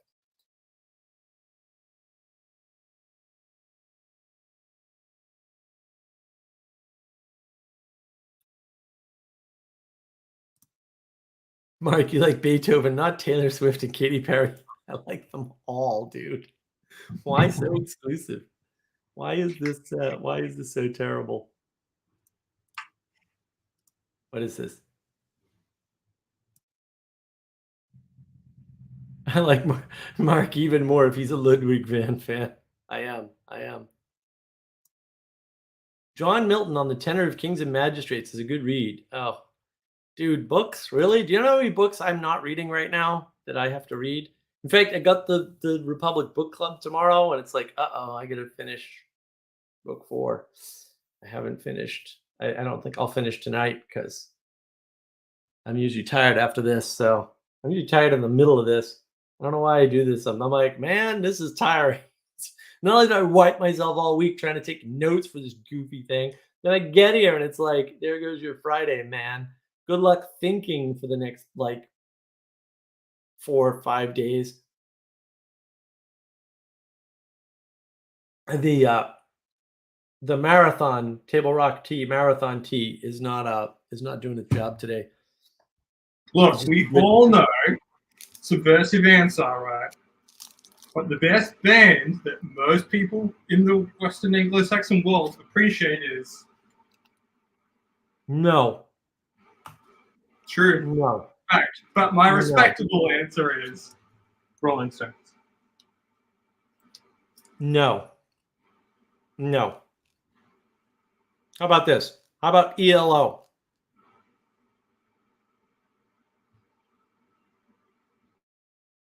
Come on.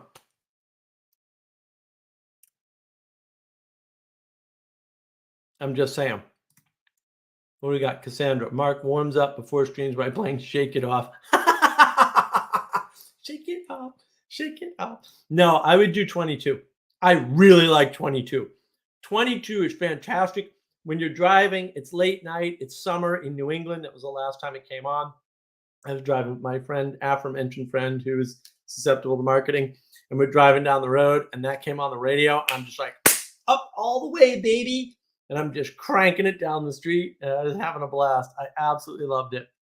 Absolutely loved it. I could do Shake It Off. No, my warm-up song, no word of a lie. I hate to sound like a meme, but I was doing it first before League of Legends, was Darude Sandstorm. I'd put that on, dive into whatever I was diving into, and bang, work would just get done, baby. I can also do loops. So I can listen to a song, the same song over and over again, 3.5-minute song for, an hour and a half doesn't even bother me. So yeah, if I need to really get stuff done, I can loop Darude Sandstorm and take it out. I would take out projects completely listening to that stuff. Or, I could do the same with Metallica or Tool or Led Zeppelin or any number of songs. Arcade Fire. Yes. Arcade Fire is quite good. Quite good stuff. I love Arcade Fire. Early Arcade Fire. Yeah. Father Eric was here and he introduced me to early Yes. And I was like, oh, that's quite good. And I didn't think I had heard any of it, but You don't like Arcade Fire? Really, Jesse? Come on, dude. Some good stuff. Every song is.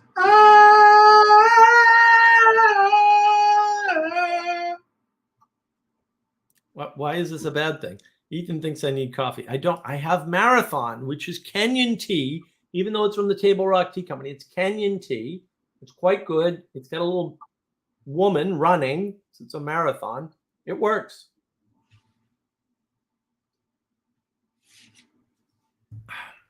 Keep the car running. Great driving song.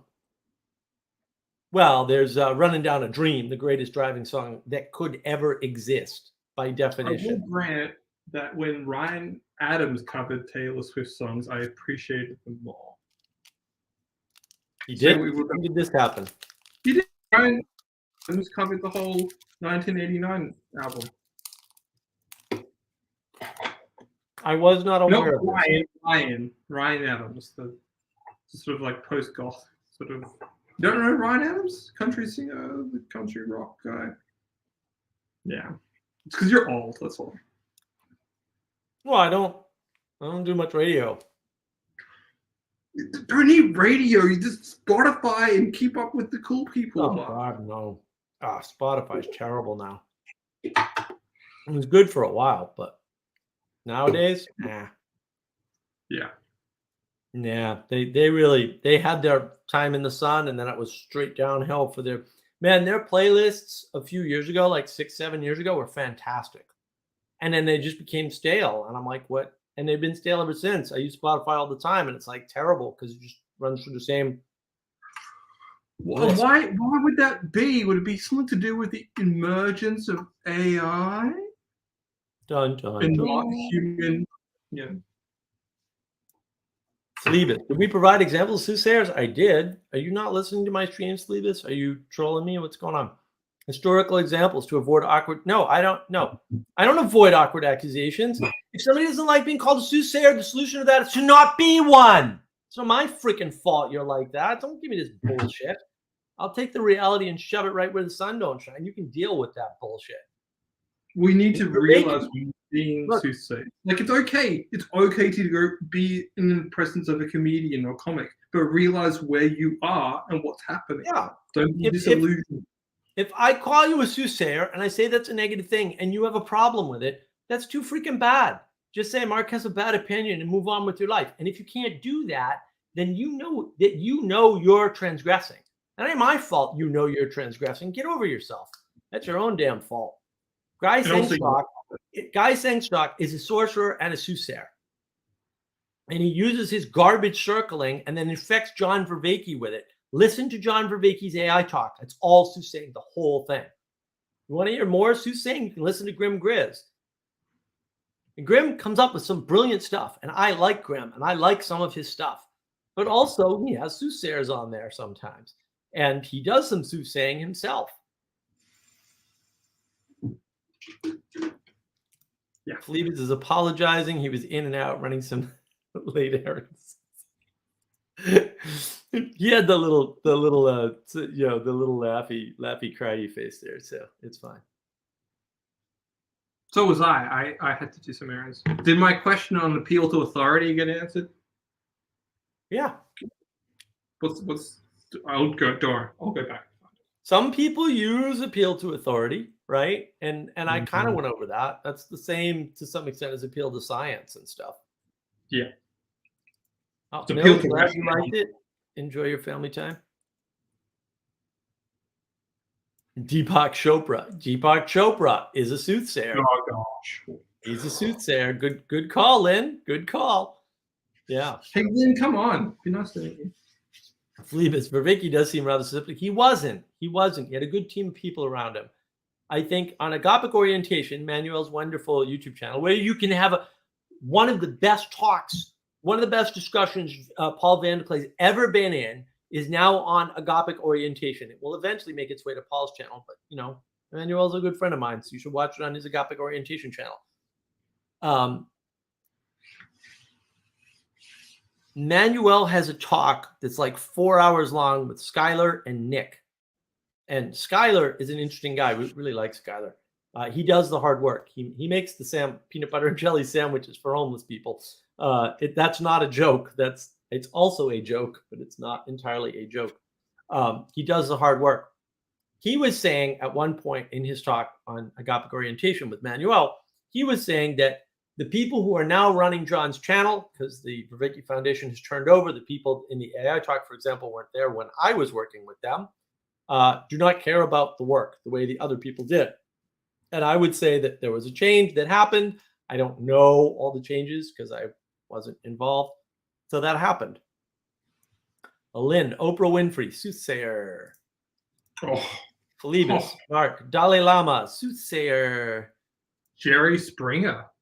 Jerry Springer, not a soothsayer at all. Very honest person. And I remember years ago we used to do Trivial Pursuit up in Maine at the beach house. And we were doing Trivial Pursuit, and I forget which edition, but the question over to the smarty pants people, because we were divided into people who went to college and people who didn't. Of course, I didn't go to college. And the not go to college team usually won the trivia. I'm just saying, should tell you something about the world. Good or bad, doesn't matter. The question came up to the college smarty pants, who says, I forget the exact phrase, but it's, and remember to be good to each other at the end of every show. Of course, the answer is Jerry Springer. And they didn't believe that because Jerry Springer bad, because Jerry Springer. I was like, I know Jerry Springer's actually a really good dude. Ethan, I suspect there isn't going to be much historical documentation for soothsayers because they aren't rooted in truth, right?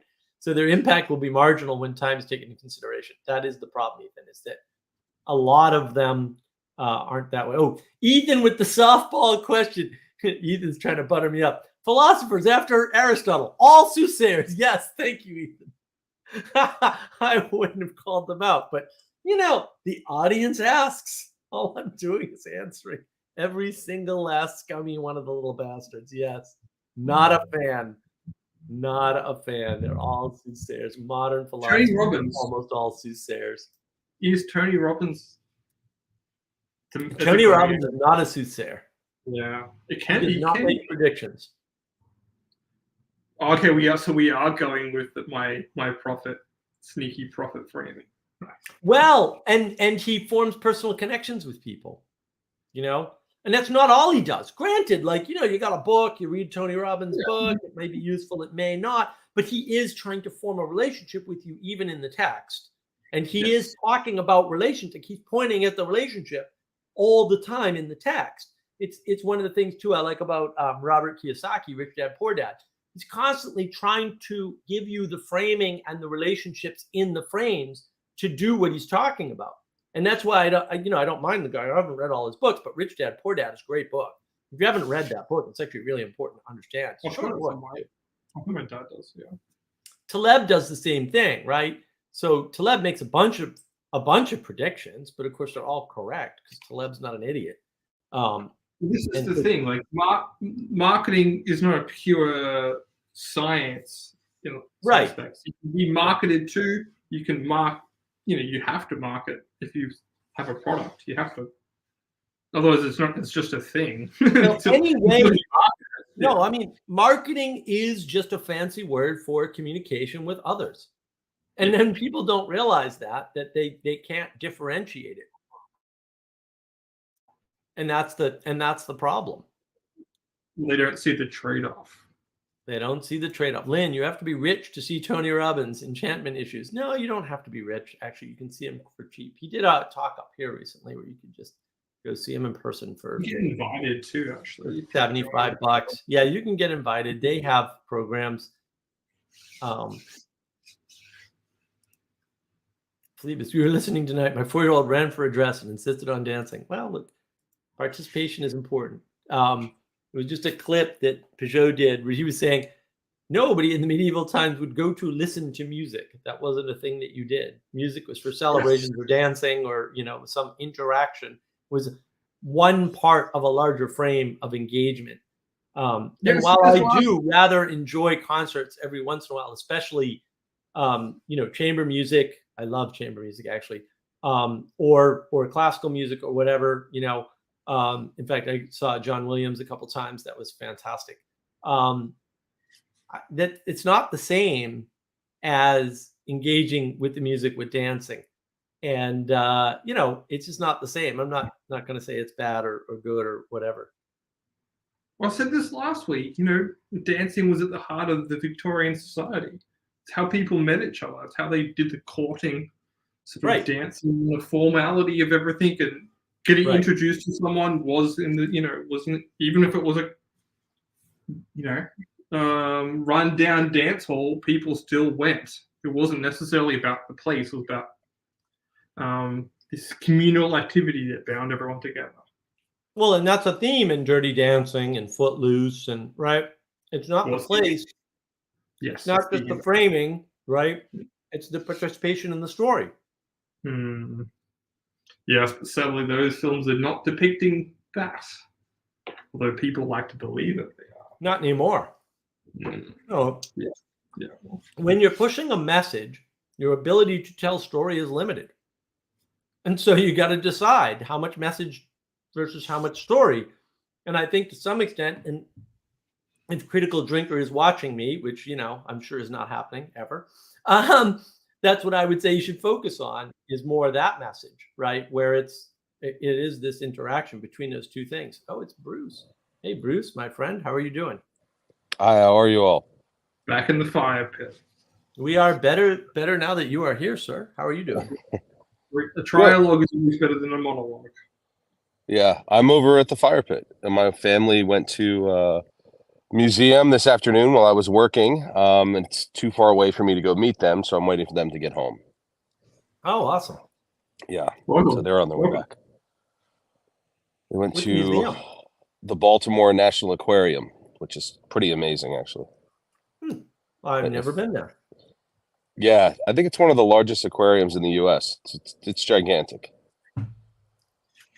But it's in Baltimore, so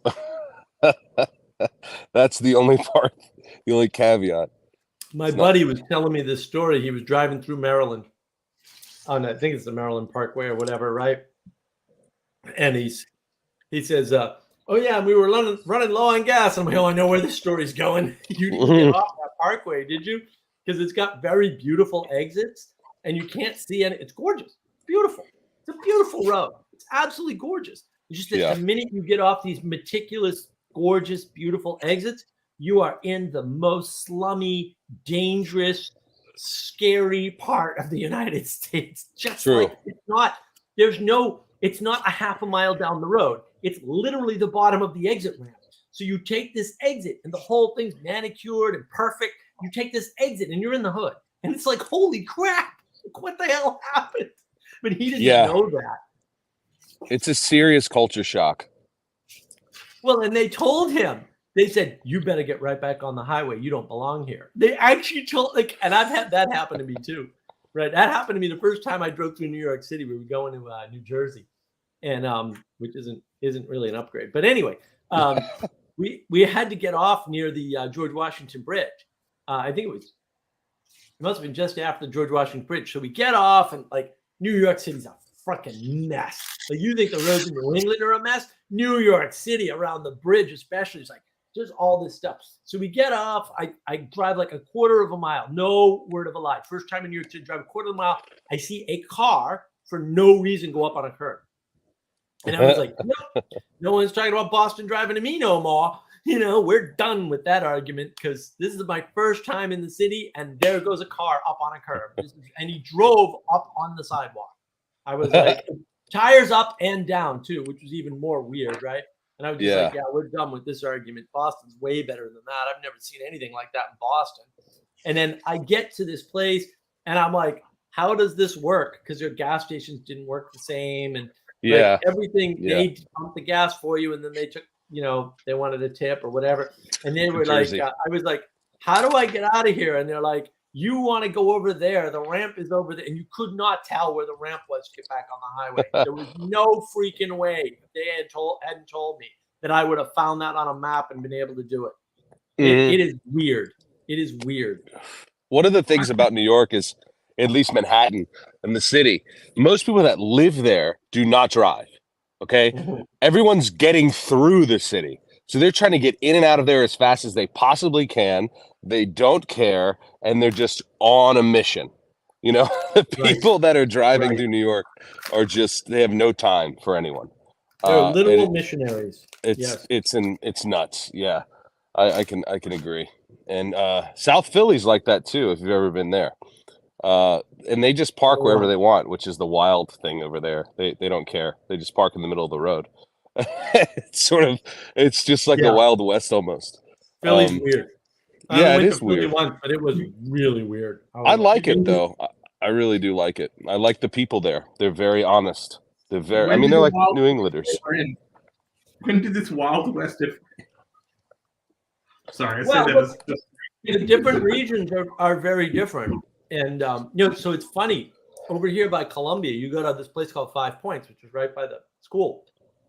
You drive into Columbia from where I'm at, down Route 1. If you come in the back roads a little just to save some time or whatever, which is totally valid, this is not the nice section of town at all. 5 Points is very ritzy. We're not talking about a quarter of a mile. We're talking about 2 blocks. And then you're into the ritzy section. It's like, whoa, there are parts of Boston like that. But like Philly, oh my God. Because we went to the art museum and then we went for Philly cheesesteaks. You go to Philly cheesesteaks, man, and I'm like parking the convertible there, like, okay. Yeah. You know, like, okay. There's a couple places where the best steaks are in Philly are not the nicest places in Philly. That's kind of the deal. You're not gonna be in a nice part of the neighborhoods for a good steak. Well, there's no nice part of Philly. That's the secret there. It's the Anthony. How do I get such and such? Irishman. Oh, I wouldn't start from here. Can confirm. The South Boston Irish were like that a lot. I haven't spent a lot of time in Boston, so I can't really say. I will say that I love the harbor area. It was really nice. But I can't say about the driving too much. Oh, dude, the driving is pretty brutal, but it's way better than New York City. Well, isn't it more of an issue of the way the city was laid out in Boston, right? It's not a grid, right? No, it's a grid. No, there's no grids anywhere in New England. Yeah. New York. Manhattan has a bit of a grid until you get to the edges. Right. No, Manhattan's very grid-like. No. Manhattan compared to Boston is a perfect grid. All of it. Nothing in Boston is straight for more than 3 feet. It's all over the place. It's wonderful, but whoa. Yeah, there's a couple like Back Bay. Back Bay is different because Back Bay is gridded to some extent, just because it's all fill. So it's not. There were no cow paths because cows can't walk through marsh.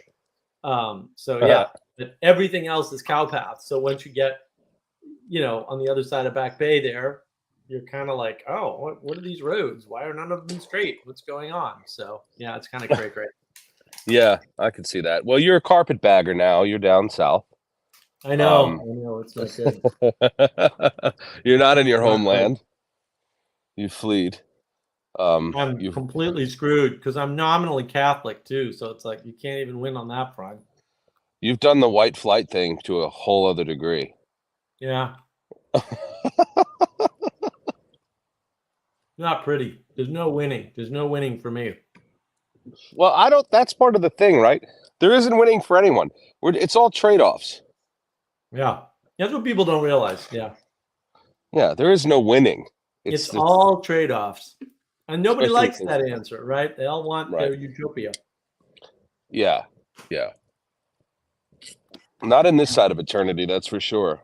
Bruce, did you listen to Vervaeke's AI talk? No, I've actually avoided all AI talk like the plague because, to be honest, I'm quite tired of it. But I'm sure it'd be interesting.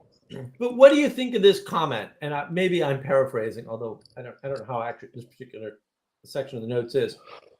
Religion gives us a way to contextualize in a world where we are not at the top of a hierarchy. That's what he said? He said that I think it has nothing to do with AI and doesn't belong in an AI talk. That was part of the monologue. But that's an amazingly prescient and important statement. But at that point, you should be going to church, buddy. It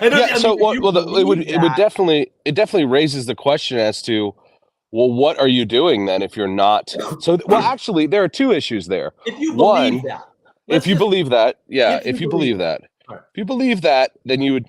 But I would say, here's the other side of that. He is participating in a religion, but it's a religion of idolatry, and so I don't think people can be a religious. They are religion in that's some. not a religion. Mhm. Duh. So it's another form of religion that he's created, Yeah. but Oh no, absolutely. No, but for it doesn't sure. I mean, you pass. and I are on the same page with that, right? Yeah, it doesn't pass the epistemic sniff test if you're going to have those discussions, which I don't know how much Vervaeke gets into that. I would think he would, but maybe not. But yeah, I think that's a bit of a platitude, or maybe it's a way of him. Because when I would say to someone like that is I say, oh, can you breathe well? And they'll say, what do you mean? And I'll say, well, Yeah. how is it on the clouds up there? Is there any oxygen where you are, Yeah. as though you've transcended this natural phenomenon that you're describing? So Yeah. what is he doing? Is he going to church? Is he in a religion?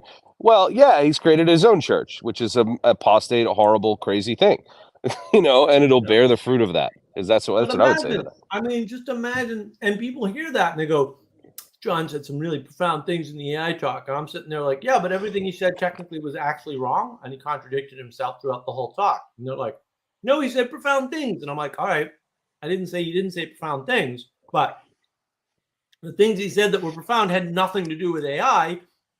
So that's kind of a problem for me. Yeah. Like if you're talking about AI, why are you talking about religion and spirituality? He believes he can steal culture. Yeah. Oh, yeah. Like, what does that mean? That is the ultimate soothsaying thing. Like, you can't steal something that grows organically and changes organically. It's a living thing. You can't steal something that's living. He's borrowing from what I would call the Christian worldview, which is what I think everyone does. He's not borrowing. Nope, he's not borrowing because he's going to destroy it. He has no intention of giving it back. He's parasitic upon it, and that's the problem. Oh, I'm mostly speaking on how he arrives at like moral oughts and claims and things like that. But as far as what he's doing, maybe you're right. Yeah, parasitic. Maybe you're right. It's parasitic. It's that statement really doesn't mean a whole lot unless he defines what he's saying as well. Exactly. So, like, what are you saying? Religion. What does that mean? He does define it. He does define it, but he uses all these magical words around his definition.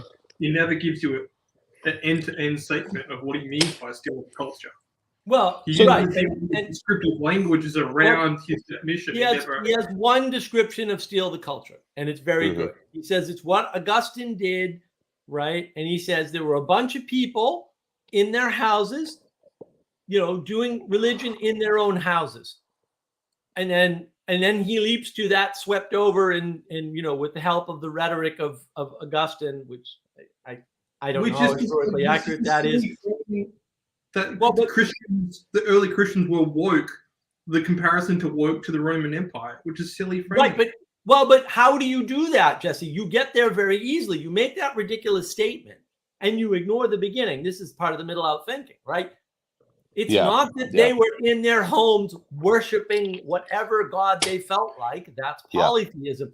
They were in their homes all worshiping based on the resurrection of Jesus Christ. Well, that changes the story because now it's not, because what John describes as steal the culture is the hell we're living in.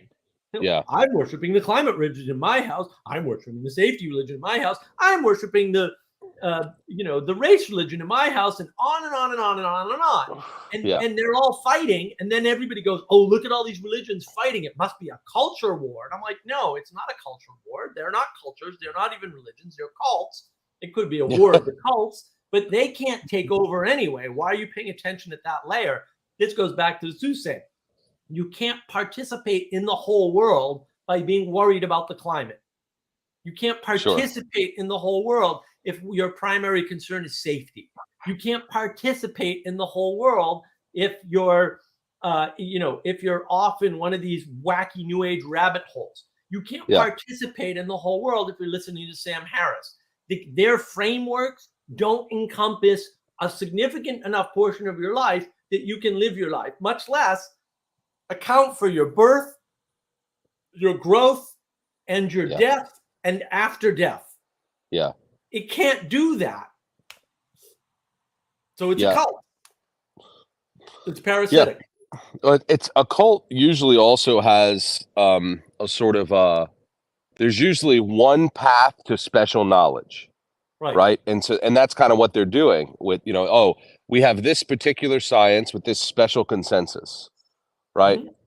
That's the cult, and you only get there through this is the specific agreed upon science, and it's held by a small group of people, but it doesn't have an ultimate authority outside of itself, right? It's a consensus of individuals that are presupposing all sorts of things, and then they flatten it all out, and then they just take that as their god. But this whole idea of woke versus, that's like you said, middle out thinking. It's this sort of thing where people take their sort of socioeconomic lens, apply it to the history, and then put that on the reading, as though that would even be in the purview. Yeah, they flatten it all first, I think, is part of the problem. Anselm, the aim is to have a sense of transcendence without it being related to your personal creator. They want transcendence without hierarchy, because hierarchy means judgment. Which means responsibility. Look, if I were a useless loser, I wouldn't want to be judged either. But I'm not. Wait. Okay, the solution is don't be a useless loser. That's still the solution, by the way. Yeah, I would agree entirely. The idea of being autonomous and shirking responsibility. If you deny creation that way, then who are you responsible to? Right. The mob. Well, that's the whole thing. And that's why, again, it is a hell of a statement. Religion gives us a way to contextualize in a world where we're not at the top of the hierarchy. Absolutely, John. Like, what religion are you doing, dude? Because have we assumed too that when he says people in their house worshiping, that we all know what he's talking about? Because that could just be people. Yeah, but we are as well. We are assuming, that looks like a Catholic ritual, or that looks like a seance. Everybody's going to fill it in. That's the soothsaying. Everyone's going to fill it in with their understanding of worship, and it's never going to occur to Vanderklay and Peugeot that what John is saying is Gnosticism. It's evil Gnosticism. It's actual evil Gnosticism. Anselm, it's pantheism. We're all God. Nature is. We can manipulate it. Right. We're all. Yeah, God. That's a good point. That's a good point. We can manipulate, and that's the thing. It's not that John is merely heretical. Like, he's actually saying wrong stuff. Like, really wrong. Not merely heretical. I think we've seen the rise of paganism again, and it's back in a big way. And that's sort of what you're seeing. It never went away. Bruce, well, that's fair. Away. It's just what we call it, what we name the phenomenon. I don't think it reemerged in the 60s. That's really the problem. There was a time reemerged in the 60s. Yeah, there was a time for about 400 years in the United States, maybe 300 years in the New World, where that was not the case. And in fact, it was when they loosened the reins and the grips on the culture that it got that way. There was a real hard line on who's in and who's out, and to some of the faults, believe me, I love the Massachusetts Bay Colony, but there were a lot of problems with that idea. Oh, yeah. And they didn't work with the Quakers very well, although they should have. And there's all sorts of Philadelphia and disempowered the natives so that they could form a country without William Penn and his nutbags.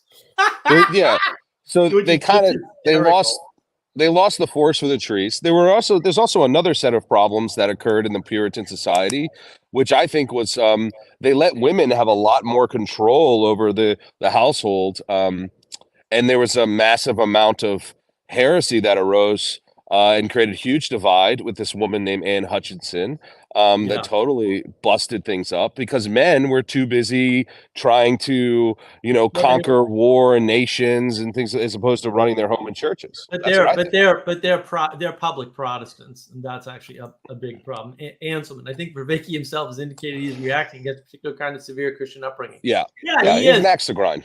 Vervaeke, well, he doesn't have an axe to grind. He's got two unbelievable, like, if you've ever heard these two traumas, then when I was like, what? Holy crap. Like, no wonder, right? But trauma, either way, he's blaming some particular part of his upbringing or experiences he's had, and he's grinding against that. They're nasty. Anselman, theosophists in powerful positions promoted Eastern esoteric religion with drugs and gurus and pop music. Yeah, that's the 60s. It's the emergence of the problem of the 60s. Elizabeth, rise of paganism. And Dr. Peterson, yeah, but he's an antidote to paganism. That's the thing. He kind of shows you, he links the paganism right back to a better version of paganism called the Bible. And that's the thing. He gives you a path out of the paganism. That's one of the reasons why he's so successful. It took him a long road to attention. get there, but well, I guess it really wasn't that long of a road. It was actually pretty short of a road to get there. If you think about history, it feels like a long time, or maybe a decade and a half. But in the course of history, he's there rapid, pretty quick. Actually, well, yeah, and look, Peterson does draw those lines, and he flips you over from the pagan myths to a better version of the myths that happens to be in this book. And like, okay, fair enough. Like, it's a great trick. I got a video on. It's got over 1,000 views. It's fantastic. Yeah, I think he's like a voice in the wilderness for many. I mean, that's been the case for a long time. I mean, the fact that that Jordan Peterson was getting on people's radar, he had, just very poor production in his classrooms, and people were hearing this. Yeah, production value is still nothing. Yeah. But Peterson is too Jungian, which is Jungian is not anti-Christian even a little bit, sir. I would agree with Anselman. I have a pretty hard line on orthodoxy, so I would say he is. Jung is not anti-Christian. No, Jung was very clear that he thought Christianity was actually a really good thing and probably the best religion, but he was waffling because he wasn't all in. And like, fair enough. Well, the reason why it's difficult, the difficulty is which I think you have this third way idea, but there's in or out idea than in most Orthodox Christianity. And so to state that someone's anti-Christian is really just saying there's the narrow gate and the narrow road, and he's not on it, And they're not. I mean, they're new, That's the problem, is that identification against and the false dichotomy is that's a hard no for me. Yeah, I mean, I don't know if you saw the third wayism talk that I did with Vanderklay, but that actually was I did see quite a bit of it. Yeah, I did. What'd you think? I wish it were longer. I think you guys should have talked for a lot longer. Tell him, comment, send him an email, say you need to do another one of those. There's far too much ground to cover in that. I mean, I think the entirety of the first episode should have been you laying out the entirety of the position, and then maybe the second would be, Vanderklay going into the specifics and distinctions. But that would be my, well, he's only recently come to see what I was talking about. Ethan, anyone catch Vervaeke talking about how everyone in the church is failing to be a true Christian this week in the PVK video? I did not see that, but yeah. Vervaeke said that? By what standard is he measuring that? Vervaeke's been saying that for ages. Yeah. Well, by what standard? I don't know. Vervaeke doesn't have any standards. He's a scientist. He uses objective material reality, Bruce. Come on. Yeah, so in that case, I don't care what you say. Ethan, Vervaeke wouldn't know, quote, true Christianity if Jesus slapped him in the face. Can confirm. That would be, yeah, that's interesting. He would be a mess if that happened. Elizabeth, he sets himself up as all-knowing. Who, Vervaeke? Yes, certainly Vervaeke does. Mark, how could you say that? Scientists have standards, they have convictions, they have the laws of physics. Come on. What how do they can't account for unity amongst diversity. They have to presuppose it. This is true. They can't account for anything. They just think. I like how Peterson nails them on it's all embedded in narrative, and then the postmodern Vervaeke cries. It's like, all right, whatever. Well, the gloves were off on this whole thing many, many years ago when he talked to Sam Harris, and it was like, oh, they're never going to reach an impasse here. They're never going to reach an agreement. Rather, they were an impasse immediately. Peterson he won't go out. It's like I would eviscerate Sam Harris like 4 seconds. I'm just like, I'd love to do it too. And that's one of the things that stopped me from even trying. It's like, no, you're going to enjoy that way too much, my friend. Way too much. That would be far too enjoyable. Well, yeah, I mean, there's a bunch of his. But nobody wants to defeat him. And I'm like, no, there's a truth. You people freaking talk about capital T truth. And then when it comes to a capital T truth claim that is easy to back up, you back off. Like, 'cause you can just go with being is good. Okay, take your capital T truth and shove it where the sun don't shine. Go ahead, try to dismantle that axiom. Go ahead. Okay, and if you succeed and don't immediately kill yourself in the moment, you're a performative, contradictive liar. How's Sure. that? Would you classify Harris as a soothsayer? Absolutely. Oh yeah, I did earlier. Yeah, Sam, you did. Okay. Sam Harris is a soothsayer for sure. Yeah, for sure. Yeah. One of the things that I think do a bunch of things that even he cannot do. He's just lying about the whole thing. One of the things I think more people need to come to realize is when they're in dialogos, right, with people, just because a person has a better wielding of the dialectic sword, right, it does not give you a loss. It's only a loss in that frame, maybe, but you're playing a game that you're not even supposed to be playing. That's the logic, reason, and rationality doesn't. That's a form of enchantment, and you got to be careful about it. Not that it's necessarily bad, but you have to be careful. You have to know, because I can do it with I can prove literally anything is correct using logic and reason and rationality. It's not hard. It's a fun game. It takes a while, but it's not hard. It's just not that difficult. Yeah. Yeah, it's a chess match. Yeah. Well, look, Hitler did it. He justified the Holocaust. It wasn't hard. I can justify the Holocaust using completely different rationality, by the way. It's not hard. We've justified all sorts of... It's not morally good. It's not ethical, but it's easy to do with science. Well, and obviously it is easy to do with science because people find utility in that. And so they'll just subscribe to it. If it weren't easy to do, then they would deny it.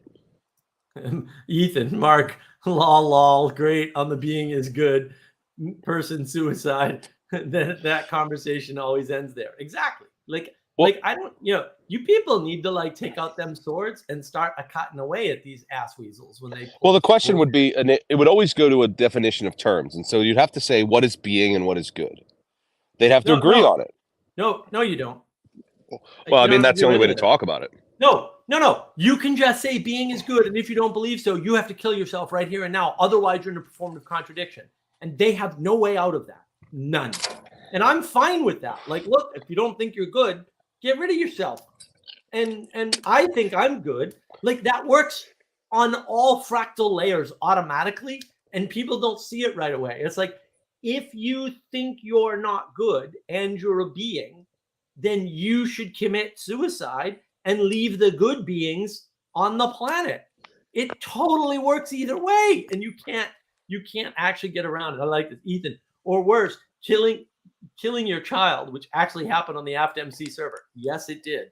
Yes. Oh, that's terrible. Did. Oh, that is terrible. Well, they're terrible people. But was this an abortion thing or more than that? No, they're all Gnostic cesspool people. It's Jamie. Good is indefinable. No, it's not.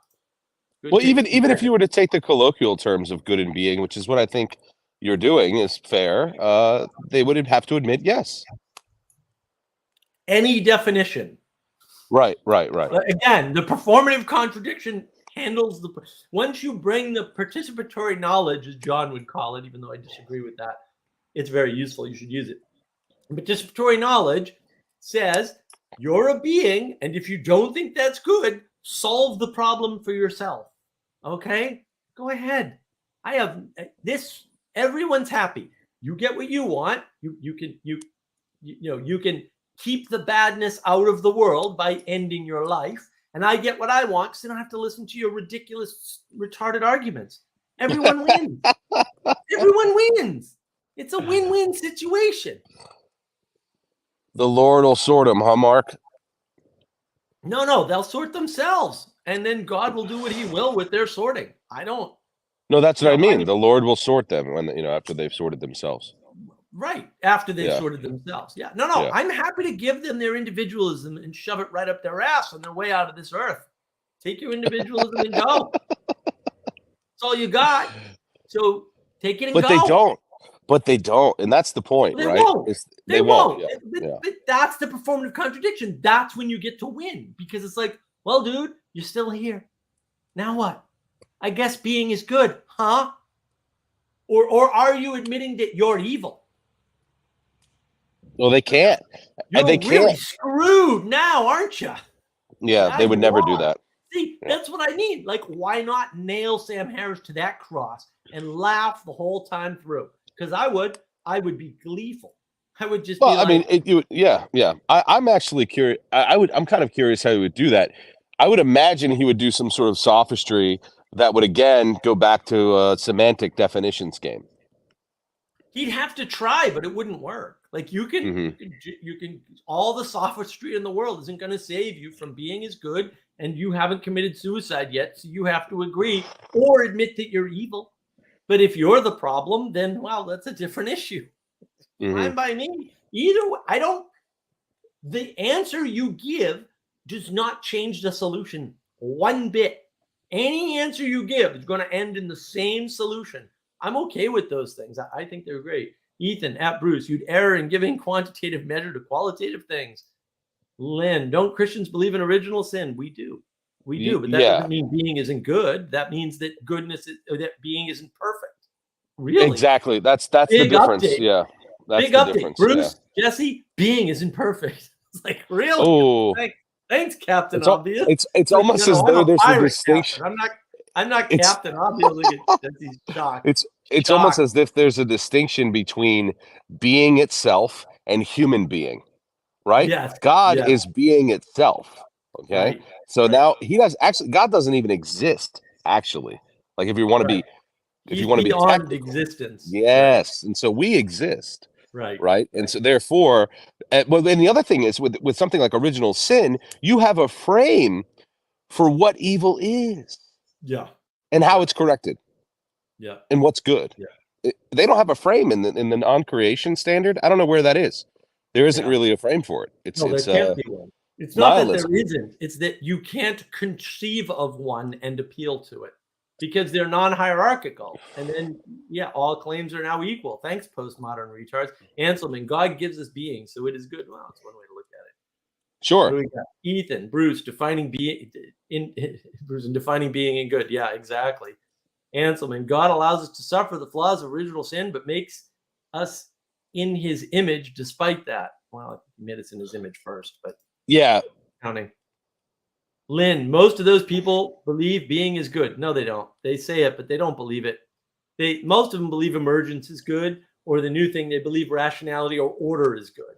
And that's it. Like the science people are order is good people, or rationality is good. But and even the difficulty there is even getting them to admit that there is a good, right? So they wouldn't even be able to say that this is necessarily good. They would say it's not ultimately good. It's only relatively good based on cultural consensus or whatever other sort of Marxist ideas they want to use for that. Well, they have to, because otherwise they'd be judged and they're falling short. And the answer is be better. Okay. Don't whine about falling short. Just be a better person. I agree. Yeah. And that's the problem. I mean, that's how you know the soothsayers, right? They're usually giving you perfect answers. They're not setting boundaries around the stuff they're talking about. They're not talking about sacrifices and trade-offs, right? They're just kind of pitching something to you. And that's it. And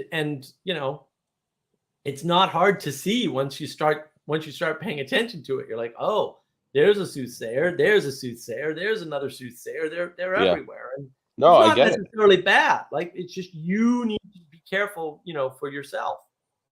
Chad, hey Chad, how you doing, sir? Good. I've come to soothsay. Excellent. Chad, what's up, man? What up, fools? How's it going there, eh? Yeah, I'm just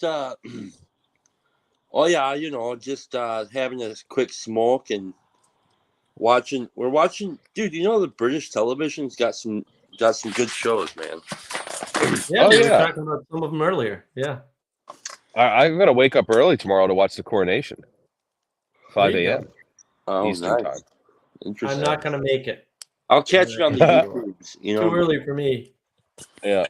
No, we haven't seen a coronation in our lifetime. At least I have. I mean, the last one was in the 50s. So. Yeah. Right. On YouTube, I gotta wake up at like 5 a.m. and talk.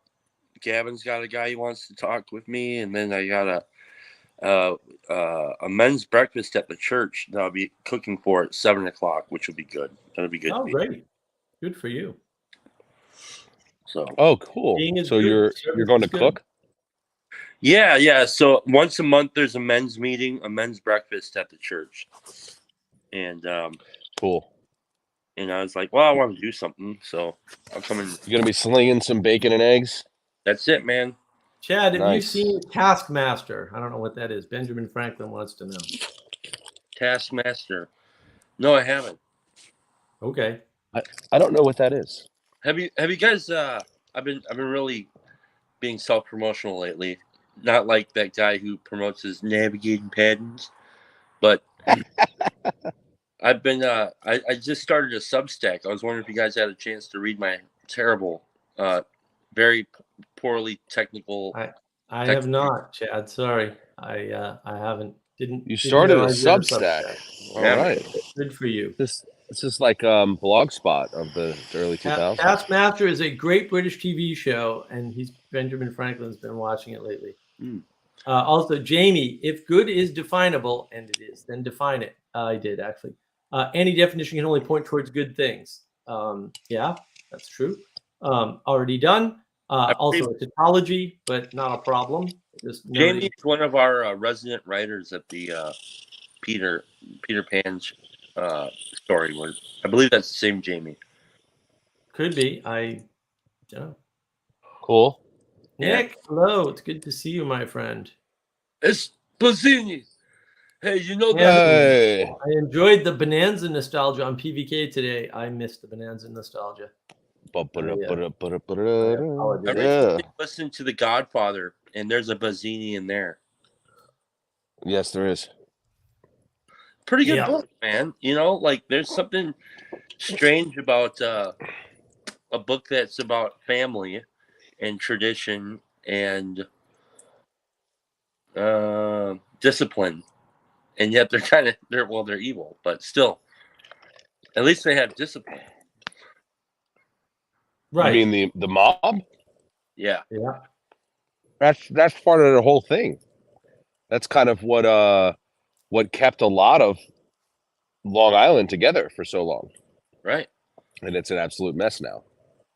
Yeah. I mean, I'm not biased in any way, of course.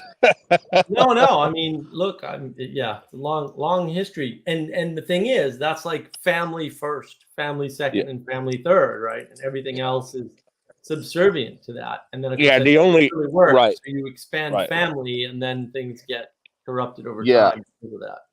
Yeah, the only Family. problem with it. Family. I wonder which movie series I've heard that in. It's got to do with the mob.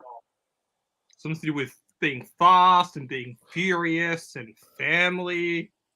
Yeah. Oh, I've actually never watched any of those movies. I've only Not seen a like one. the first one. Oh, They're the all first about one is the CIA. awesome. They're all about the CIA. If you do not get that from the start, you've missed something. They're all about the CIA. You get to F9, which we watched 2 weeks ago. CIA. They literally You ruined say it. a CIA group. It's crazy. Yeah, it's funny. The whole thing. You is- just spoiled it for me. Yeah, thanks. No, the first movie is truly special. I really enjoyed the first movie Really? a lot. I've seen it a few times, and every time it's just as good. Yeah, it's great. I'll have to watch it. I will say, speaking of TV, I just watched the new Reacher series on Amazon. Oh, good. I was blown away. I thought it was It good. wasn't terrible. It wasn't terrible. I was surprised. It was good as it relates to Reacher, man. It was like because I like the Reacher books, and See, I haven't read them, but I kind of want to now. no, they're good. They're good candy. You know. Yeah, it's definitely got that machismo thing that I love. You know. Yeah. Winter's Bone is an interesting movie, says Neutrino. I never heard of it. I just went to see John Wick 4 with my wife. My wife's like, hey, you want to go and see a movie? I'm like, sure. She's like, let's go see John Wick. And I was like, oh, okay. And we go, and I'm like sitting through this movie, and I'm like a quarter of the way in, and I'm thinking to myself, why the hell am I watching this movie? This is absolutely absurd. And it's just literally like murder porn. And it's like where's the downside? Just the negatives. Waiting for the negatives. Don't you have to sell it to me? Actually, Jonathan Peugeot was talking about something in a recent conversation about modern art being I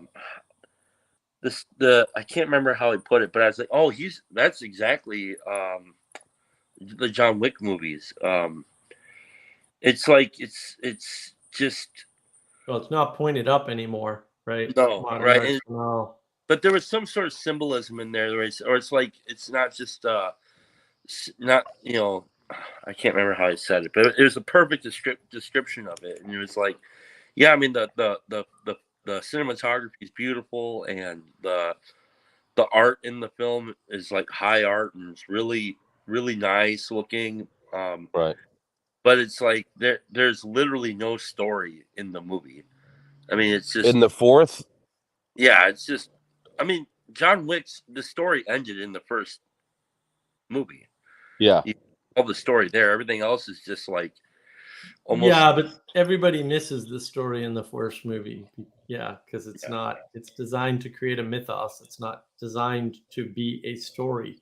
It's designed to create the archetype of the professional killer and the organization. It's not as wholesome as He-Man Masters of the Universe. Clearly. Oh yeah, I mean, yeah. It's just Chad, what did you think was the story of John Wick 4? And I will tell you that you missed something.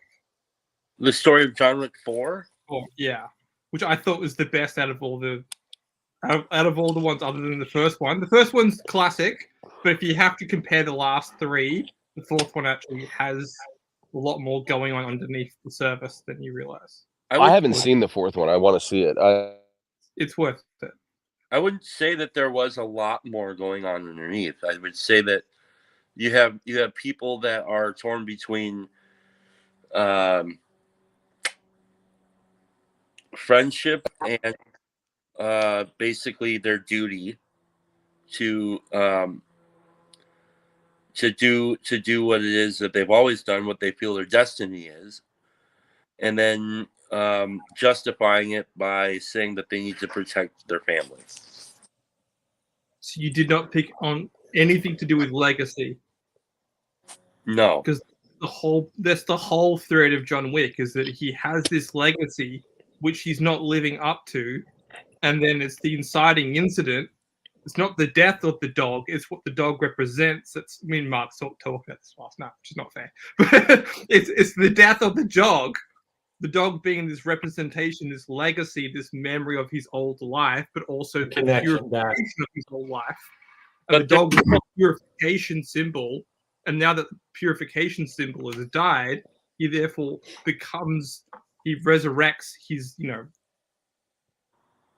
there's no legacy. So the fourth film is, yes, dude, the entire, you have the Chinese guy, he's corrupt, essentially. They're all corrupt characters trying to purify themselves in their legacy and what they'll be remembered for. What they think is a legacy, that is no legacy. That's the point. Lynn wants to know if a dog dies in the new one so that she can avoid watching it. No dog died. No. I wish. Well, I mean, that's the fact that they're corrupt now doesn't mean there's no legacy. I mean, and I think that's very much the theme. Catherine Brodsky wrote an article did a video actually recently on her YouTube channel, Random Minds, about should we save institutions, right? Which is about legacy. And she basically said, yeah. And that's because you and I can't build institutions like that. That's almost impossible. And so we better fix the ones we have. How do you fix them? Well, the corruption is in the people.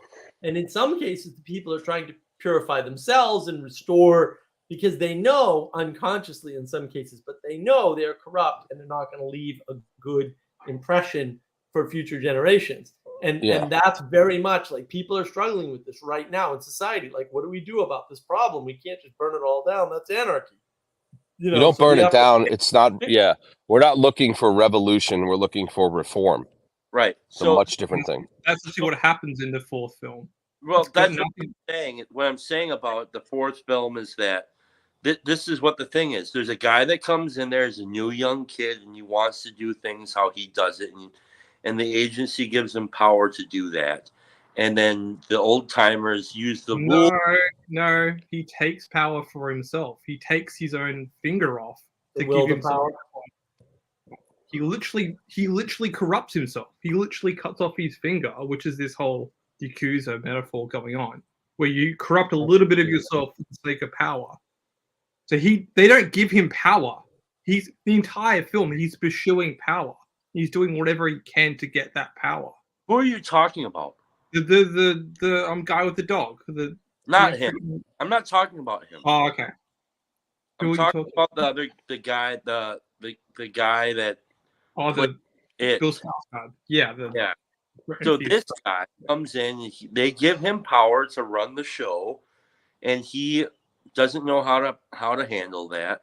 And then the old timers use the law to put things back in order, and this guy doesn't know how to actually play inside that game. And he's full of hubris, and everybody important in that movie dies, and there is literally no legacy. It's useless. It was a completely useless story. Well, that story of now, right? Everyone's complaining the boomers won't step aside and give us power, which is a lie. It's ridiculous. And what's happening is they're not competent to do anything, and they know it. And so instead of admitting it and trying to become competent, they're going, it's the boomers' fault.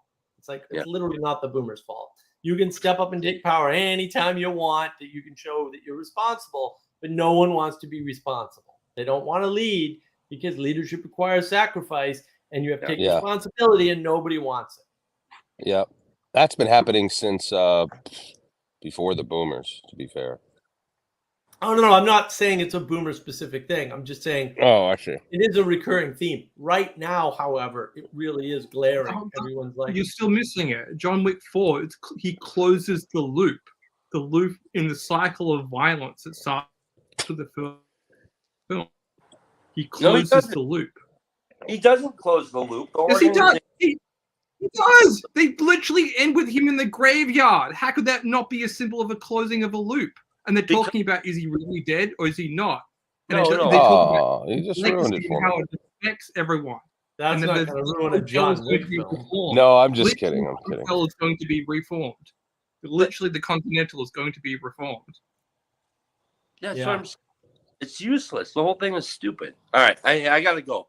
The guy with hubris gets schooled. How could that not be a useless story? Oh, here, That's a useful story. I'll concede to you. It was a beautiful story, and it was really good, and it was full of legacy. And I really loved when all the brains were flying all over the place. Let me tell you, that was the most beautiful thing I've ever seen. I mean, oh my. But it's on you. You've engaged. Sorry, I respect you, Chad, but I'm doing this for the sake of argument, right?